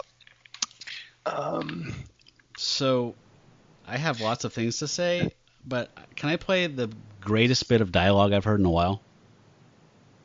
Is it a Pappy scene? What's that? Is it a Pappy scene? I have some Pappy. No, this is his daughter saying one of my favorite lines in the movie. Okay. You know, I really wish I could find out what happened to old Margaret Griffith. But Daddy already told you. Well, you don't believe in that giant possum stuff, do you? Don't you? Of course not. Besides, if one possum grew big, they'd all grow big. Maybe so, but I try not to think on it too much myself. What do you think about Sean? I don't know. Growing up, getting out of the swamp, eating hamburgers, stuff like that. I had this written down in my notes. That's genius. Yeah, that's fantastic. That is fucking gold. Oh my God. But that was during the part of the movie where I was totally into it. I was very much embracing. I was just talking to a friend today about, she was talking about, like, she says she's got horror movies on like 8 hours a day while she works. She just watches like every single horror movie, but she was seeing a couple of them. One of them was actually called Open House earlier, that kind of popped into my head when we were talking about your school. But that Netflix movie? What? That Netflix movie, Open House? Yeah, it's a Netflix movie. She says, like, these are movies that are just, even if you watch horror movies 8 hours a day, these are not worth ever watching. Yeah. This movie was, it was that, that ever popular, so bad it's good, I mean, I really could have, if it had kept that up for an hour and 15 minutes, this would have been one of my absolute favorite movies I've watched for this show. But unfortunately, then it just becomes just bad, bad. Lost its inspiration. You're bad. So sad. I could listen to Shawn Michaels, half of the Rockers, and Pappy and the crew have adventures all day in the swamp. We forgot to mention the possums. Yeah, I don't know that I tracked. I have a little bit of that. They wanted to have yes, you got Indians and possums and alligators and. I got a little something here. Oh right, yeah. But they didn't even have germ warfare until World War II. I know that. That's 'cause I shot Eddie down in the big one. This germ stuff mutated the possums until they grew real huge. The Indians call them Pasotec. Pasotec?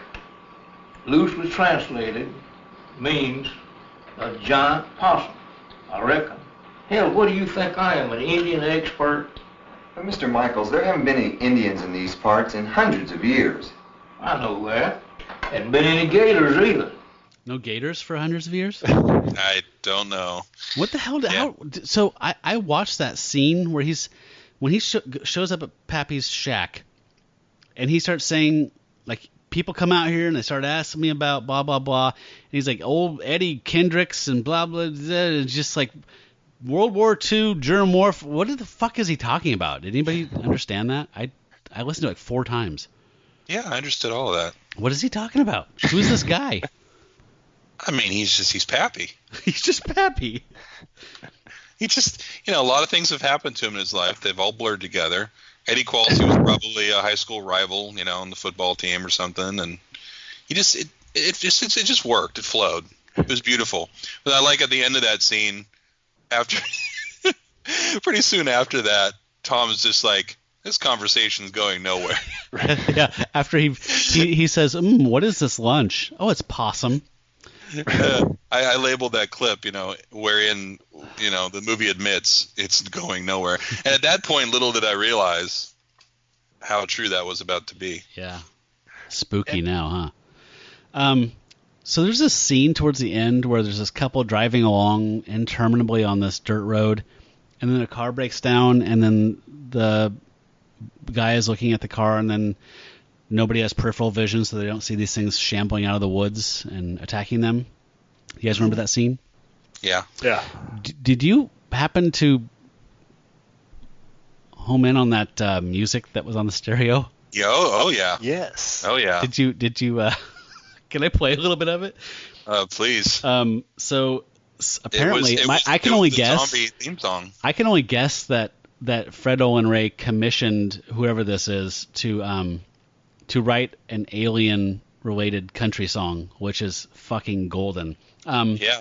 If you're into this, folks, at the end of the show, I always put a stinger after the end theme song. After the stinger, I'm going to put the whole goddamn country song up there so you can hear the whole goddamn thing, theremin's whistling solo and all. But here's just a little taste. We promise you that the strong will live, but the weak will have to fall. Sickness will leave forever. There'll be happiness for all. No, there won't be any more hard times. Everyone will come out of it.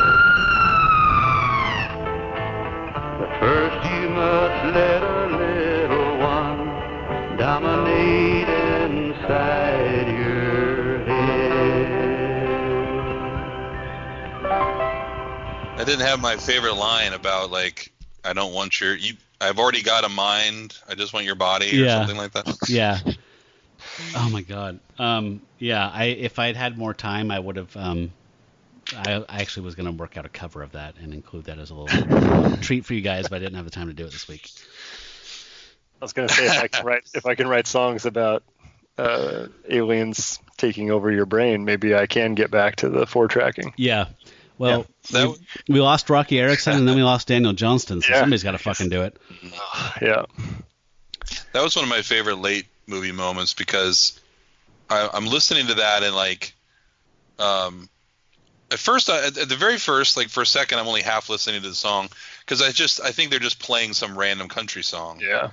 And then I realize that it's actually thematically appropriate, and it's from the perspective of the alien dead, and I'm just, wow, that is some good shit right there. Yeah, I did the same thing. I was just, it's just cracker shit, and then I was like, wait, dominate your mind? What the Yeah.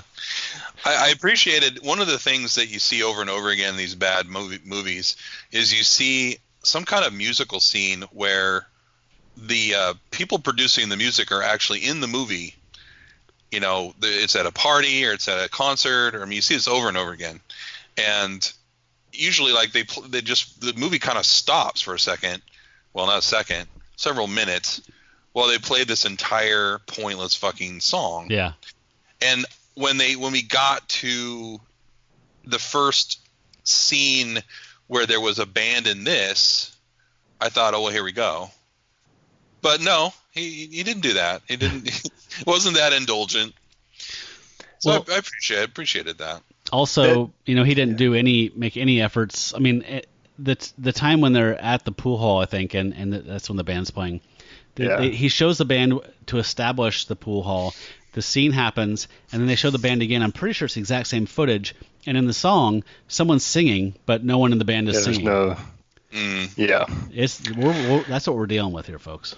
There were a couple. Buster Crabbe is the most famous actor. He had a pretty extensive career. I went on IMDb, of course, and I knew his name because how could you ever forget that name? Yeah. Buster Crabbe. It's amazing. But the movie is weirdly disrespectful to him in a couple of points because it's always him for some reason. There's a couple of scenes where the edit is very weird. It's like very abrupt. Like he'll be talking and it will cut away from him. Like he's still giving dialogue in the movie and it'll just like cut. It happens a couple of times, and I don't really think it really happened to anybody else. Can I play one? Or did it? Yeah. Yeah. So this is Buster Crabbe, who is Sheriff Kowalski, talking to the reporter Tom Corman. I think that this cuts out on Corman. Let's see, but it's very, very abrupt. But could be murder one. Well, I guess we've got a big day ahead of us then tomorrow. What do you mean we've got a big day tomorrow? Well, we're going to investigate the swamp, aren't we? I don't see why. Well, I tell you what, Sheriff, I'm going to investigate the swamp. And that was the cut. Yeah, you're right. Yeah. Yeah. I love the line reading. I don't know why. I also love when he points over to this dead person. Could be murder one.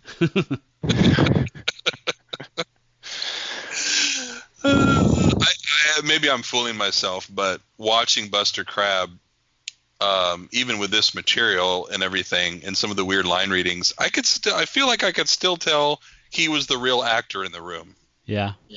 I do. So, this movie did one of those things that often happens in horror movies. It often happens in comics, and I think I've even bitched to Matt or you about it, Jason, but when you these homage things by throwing out people's names into your work to try and, elevate your tribute to them, but to me it's completely distracting and pulls me out of everything, right? So like if I'm reading a Batman and they're saying, oh, he's in the Finger Building on Kane Avenue and O'Neill Boulevard and Adams, like just like Jesus Christ, I get it. You fucking know people that worked on Batman. I don't give a shit. Stop.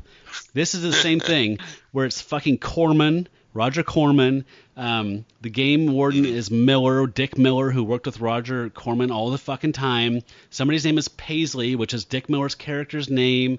And one of the, Bucket of Blood. I mean, it's just, I hate that shit. And it was all over this thing. All these characters were Roger Corman actors and character names, and I can't fucking stand that. I had to get that off my chest. Sorry. I can't say that. I can't say that I picked up on that. Not even the Corman one. Oh well. I definitely wouldn't have picked up on Paisley or anything like that because I have no awareness of that. Corman's pretty distinctive and distracting. I would agree. Like in this context, especially, they could have put that time into putting a couple more seconds on that edit or something. Like would have been better spent. It makes sense to me now, but Tom Corman didn't seem like I don't know. The name just didn't seem that weird to me. I wouldn't pick out. He was such a poor investigator that it distracted you from his name. That's exactly. Can I ask a cynical question at this point? Oh, you have to play the opening thing from Mr. Corman too. Oh yeah, let's do that. This is where he lets us know where his head is at right from the offing. Here we go. September 30th. Byline, Tom Corman. When I was in journalism school, I was taught to be prepared for anything out of the ordinary. And when I took the position on this small-town newspaper, all I expected was the ordinary. Outside of a few wildlife arrests and local drunken rowdiness, nothing much ever happened here to write about. That was before strange things started occurring in this sleepy little town. And now, nothing will ever be the same again. And he started working for Marvel's editorial.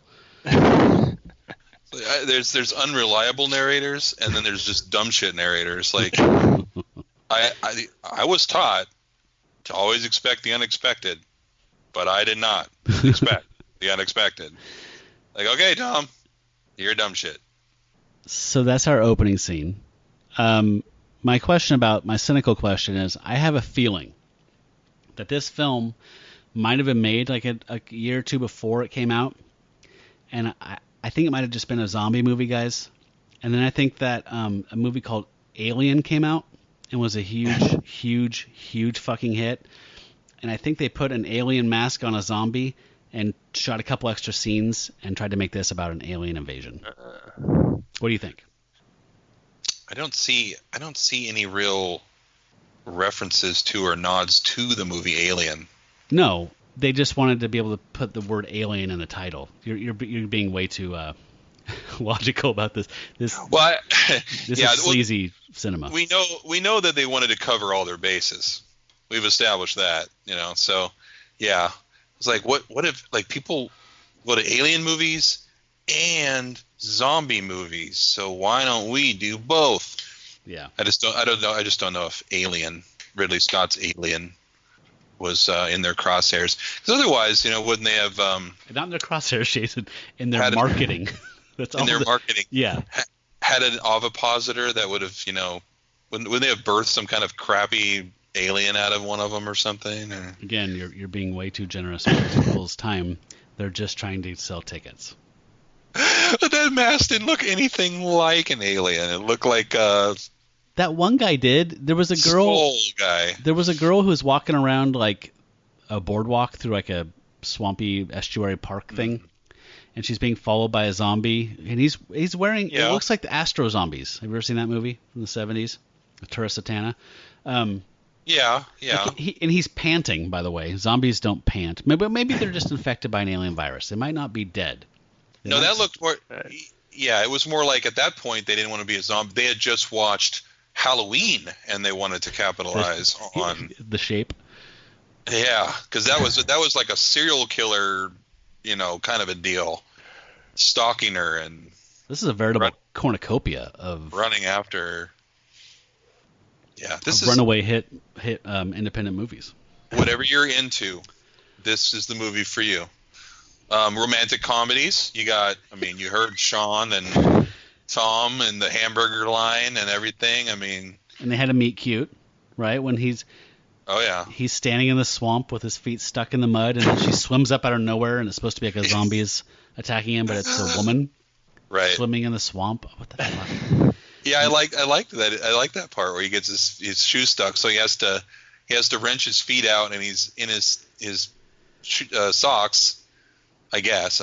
Supposedly that's what they say. I didn't really see him, and then Pappy comments on that. He's like, "What are you doing? Walking around in your socks?"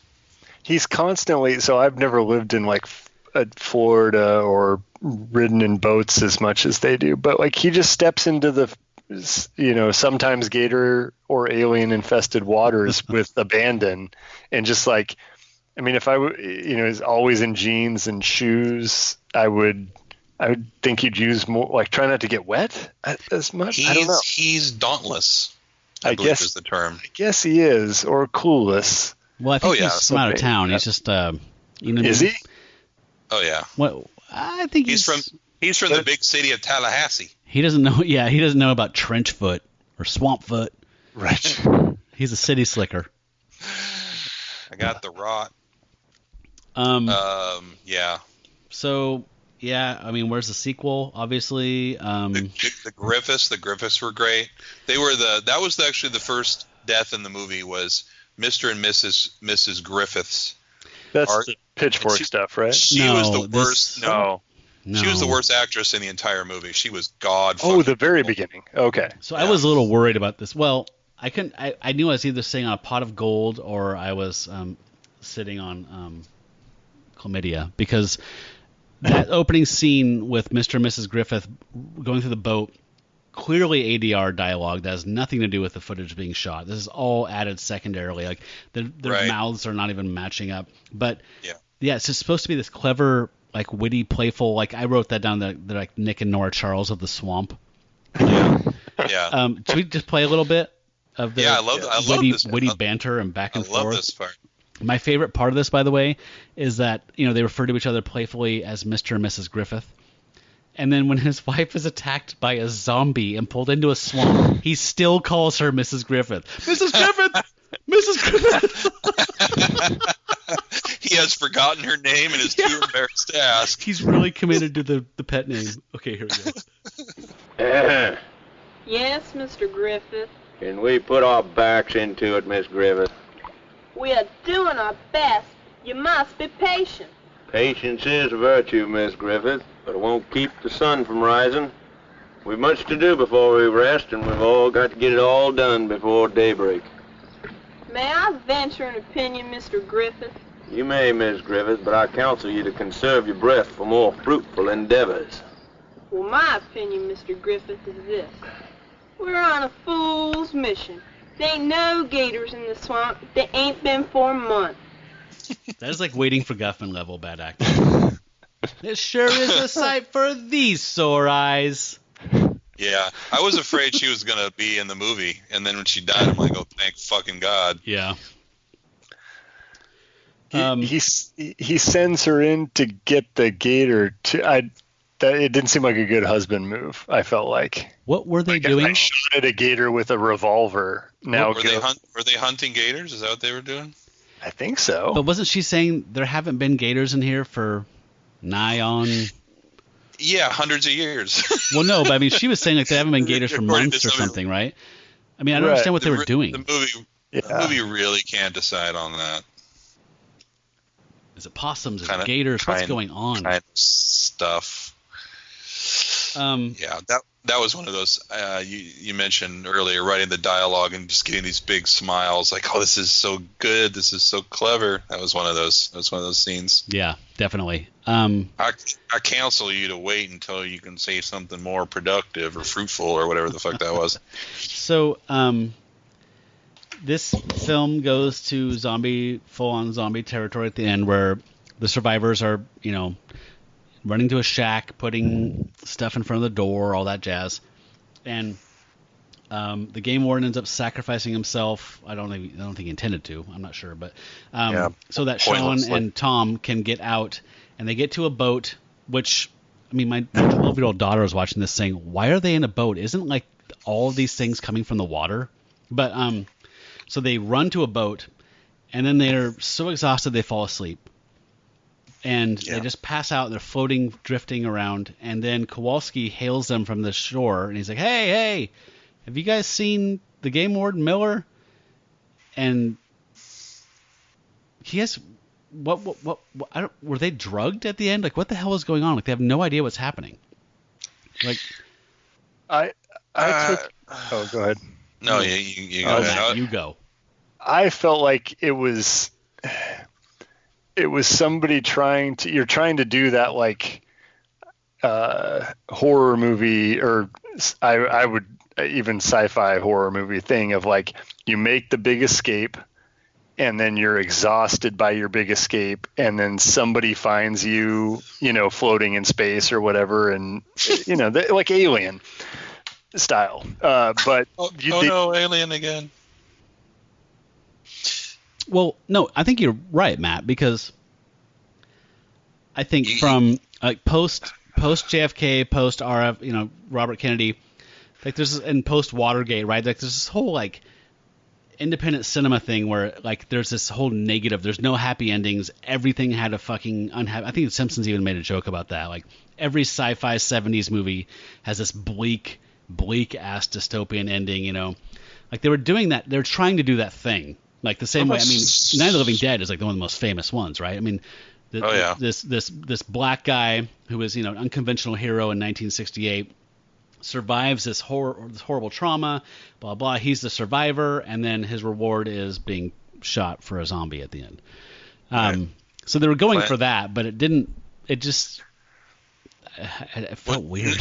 Now you got me thinking about all these conscious references to movies that had just come out, and Friday the 13th just came out in 80, and this is very reminiscent of the ending of that movie, where she is out on a boat in the lake, and she, like you just said, one of you just said, she's exhausted after all her travails, and I think, if I remember that movie correctly, I think she's just kind of like zonked out in the boat, and then of course Jason, who was not the killer, in the movie, comes out of the water and like grabs her, and this movie ends with the creature coming out of the water, doesn't it?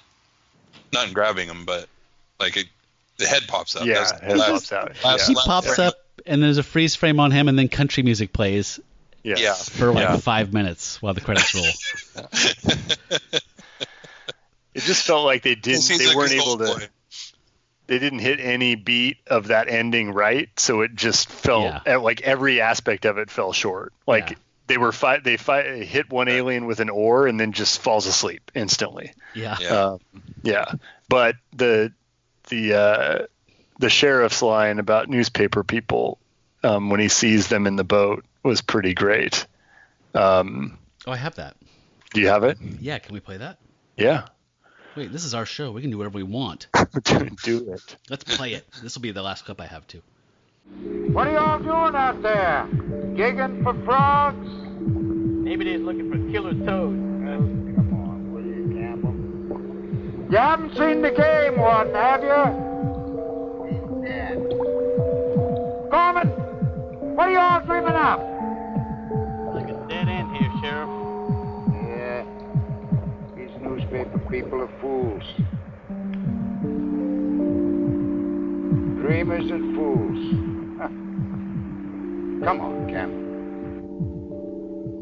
So they're definitely going for like a really strong message, like strong, emotional, resonant, ending, and it just didn't really stick the landing, I don't think. Yeah. I guess the audience was supposed to be like, "Yep, them big city newspaper folks sure are fools, jerkasses." I like the music in that movie. I think that's because almost every time I watch one of these movies, it's got really generic sounding to me synth organ shit, and this is something different. Yeah, I actually like the sound, the music in this too, even the weird country song. I think we're ready for Final Judgment, guys. Final Judgment. And I'm gonna let Matt, our guest of honor for the episode, go first and tell us if this is cool or if this is trash, and if it is trash, I'd like an antidote. Okay. And if you don't have an antidote ready, we can come back around to you. Yeah, let me think on the antidote. So it's hard because we were talking about recording and stuff earlier. I felt like this movie was full of sound bites that if it was the mid 90s, I would have wanted to had them be like intros and outros of songs, hamburgers. Exactly. Eating hamburgers and then, the guitars come in.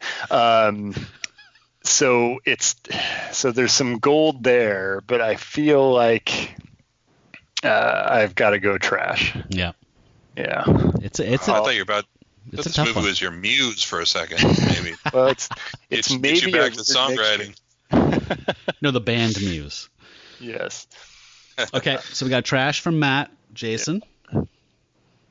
I'm going to be consistent with what I said earlier, and I'm not going to give it a trash or a what's the other one? Cool. I've used it so rarely. Cool. I'm going to say watch the first 30 minutes or whatever it is. About 30 minutes. Watch the first 30 minutes. And then, Counselor, just this is highly irregular. Turn it off. But I'm going to allow it because this is the last 5 episodes of the show, so Uncle Matt's relaxing a little bit. All right, fine. I'll take your fucking asterisk, where the fuck your response is. Watch the first 30 minutes and turn it off. Is that your final answer? Yep. Okay. Wow, it puts me in a pickle, doesn't it? I'll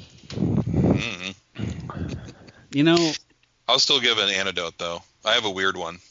Oh, go ahead. Because it's a movie that's good all the way through. I forgot about the antidote part. So, but this is very strange. Winter's Bone. Oh. Because of the hillbillies? It's not a horror movie. It's not because ostensibly it involves a somewhat similar demographic. But it's a drama that introduced the world to Jennifer Lawrence, or at least most of the world. I don't know if she'd really done anything before that. J-Law. And and I went and saw it in the theater back in 2010 when it came out, and I found it very compelling. It's a little bit also like it's got a bit of a feel. It's in the Ozarks, and there's that movie on TV show with Jason Bateman, etc. Yeah, I love it. Called Ozarks, which I really like. And it's a little bit. It's got a little bit of that. there's actually a character, a teenage girl in that who's a little bit. It's kind of that independent, thrust into adulthood too early feel of Ray Dolly character in Winterbone. So that's my antidote. So Winter's Bone with a side of Ozark. Yeah. Okay. There you go. Matt, did you think of one, or do you want me to go? No, I guess maybe I would say this summer I watched Life Force. Oh wow! Have you seen that? I saw that in 70 millimeter at the Hollywood like a year or two ago. Oh wow! Okay, yeah. I love that movie. Yeah, so I mean, I think you've got alien vampires in this case, not alien zombies, we guess. And boobs. Yes. But some crazy production design in that movie that is pretty compelling. I would even say that similarly, it goes kind of off the rails. Toward the end. But it's got I think in terms of just filmmaking ability, there's a lot more there to chew on. I'm going to follow your recommendation. I've never seen that, and man, that's Toby Hooper. Yeah. And it's written by Dan O'Bannon. Yeah. So we've referenced Texas Chainsaw Massacre and Alien in this episode. Yeah. Fucking Patrick Stewart is in it. Yeah, it's worth it just for the Patrick Stewart. If you're a Patrick Stewart person, it's in my opinion, it's a surprisingly overlooked movie. Like people have seen it and they're like, "Oh yeah, I remember that one," but like, I think it should have a bigger following than it does. It totally. I mean, like that's sort of in my genre, like kind of crossover horror genre is usually sci-fi, and I hadn't seen it till this year, and I'd barely heard of it until a couple of years ago. So yeah, I think it definitely deserves a wider audience, and it kind of sounds like Life Force. There you go. It all Nice. ties together. At first, I thought you were recommending your my book. Yeah. Yep. Okay, that's a good antidote. Cool. So I have to make a decision. The first time I watched this, I was pretty sure I was going to say it was trash. Then I watched it again with Athena. Okay. I'm going to say this is cool. This is worth watching because it is so egregiously bad in parts. Jump cuts, audio dropout, terrible special effects, non-professional actors, like high school play level actors. It's bad enough that pulls it off, and it does drop off in the second half. Jason's right, but it is made up for by that weird, dreamy, hazy feel that I found actually appealing. So I'm going to say it's cool. Just be prepared for some real bad filmmaking. I mean, this is especially bad filmmaking. So I don't need an antidote, but if I were going to give one, because I wasn't sure what I was going to do until just now, I was going to say watch from 1987, The Hidden, starring Kyle MacLachlan and Chris Mulkey. Who are both The Hidden is amazing. It's a great little sci-fi indie movie. I fucking love that movie. As an aside, The Hidden was actually one of the things I had in mind when I started working on the life form premise, because the alien takes over. Now it's been a while since I saw it. I can't remember. Yeah. The alien takes over people's minds, and it's some point it's in the mind of the cop. Mm-hmm. Not Kyle MacLachlan, but the other guy. Yeah, the other guy. And he's got a kid, and I thought, what if that was a thing? So that's rad. That's a great recommendation. I thought, like, what if you focused on that versus just the typical crime alien stuff that goes on in that movie? So, yeah. Jason, have you seen The Hidden? No, I'm looking that one up too. I'm gonna have to watch that too. Yeah, I need to rewatch that. I mean, I saw that like probably 5 years after it came out, but I was really impressed by how good it was. Yeah. I love that movie. Oh, cool. So there's a website for Lifeformed, yeah? There is. It's lifeformedcomic.com. How'd you come up with that? I know, it's pretty amazing. It's out there, man. You guys, Yes. you artists are out there. Okay, and if folks are listening to this like tomorrow or the day after that, they can come down to the Comic-Con, right? And meet you and get the book signed by you and Cassie and yeah. Potentially? Yeah, for sure. Unless you're on a break. On a break. Getting con nachos, whatever the fuck people eat there. Oh, no, I can't afford con nachos on a comic book salary. If you're listening and you're not sure what tomorrow means, September 13th through 15th. Thank you, Jason, for mooring this in time and space.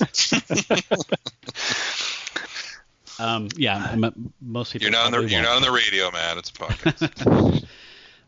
Okay, well, you guys, thank you so much for watching this. I know it was a little bit of an extra slog. This movie was especially bad, but I think you guys didn't mind so much.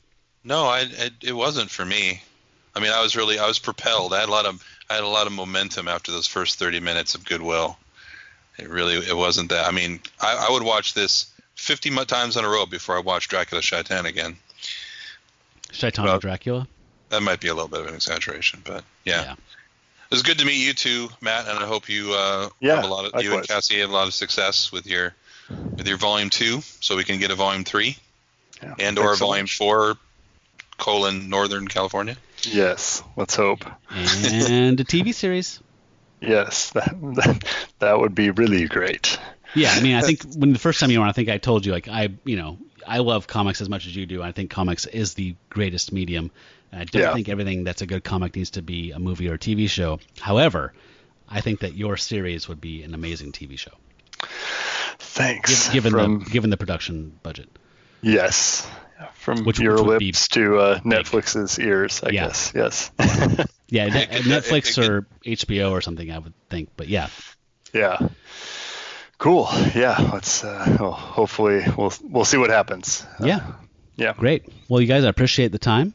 For That's Cool, That's Trash, I'm Matt Howell, and you have been Jason Farrell, Matt Merrill-Lowry. You folks out there, stay trashy.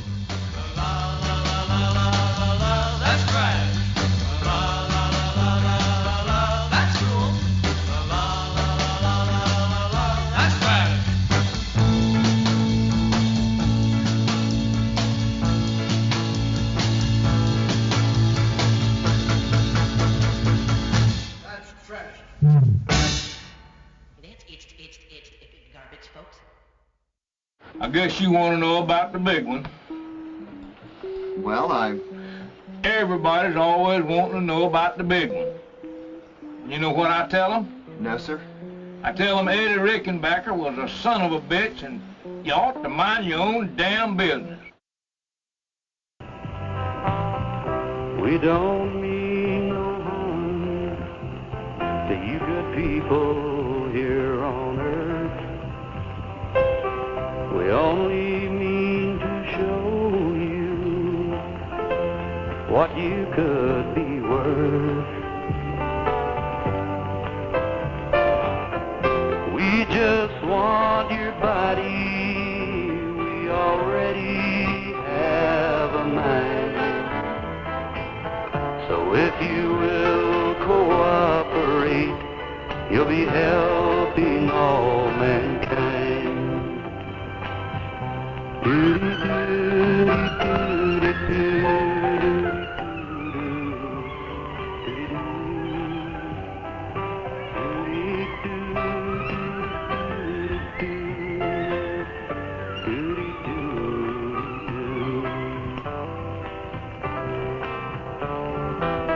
There won't be any more hard times, and everyone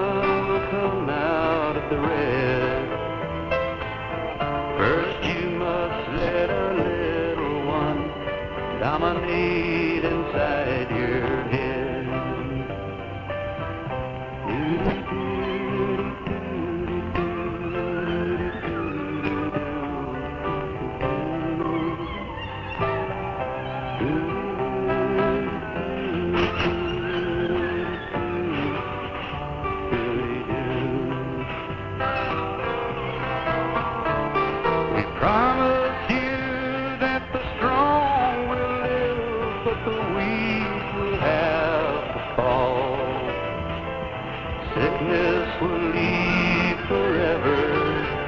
There'll be happiness for all. No, there won't be any more hard times. Everyone will come out of it. But first you must let her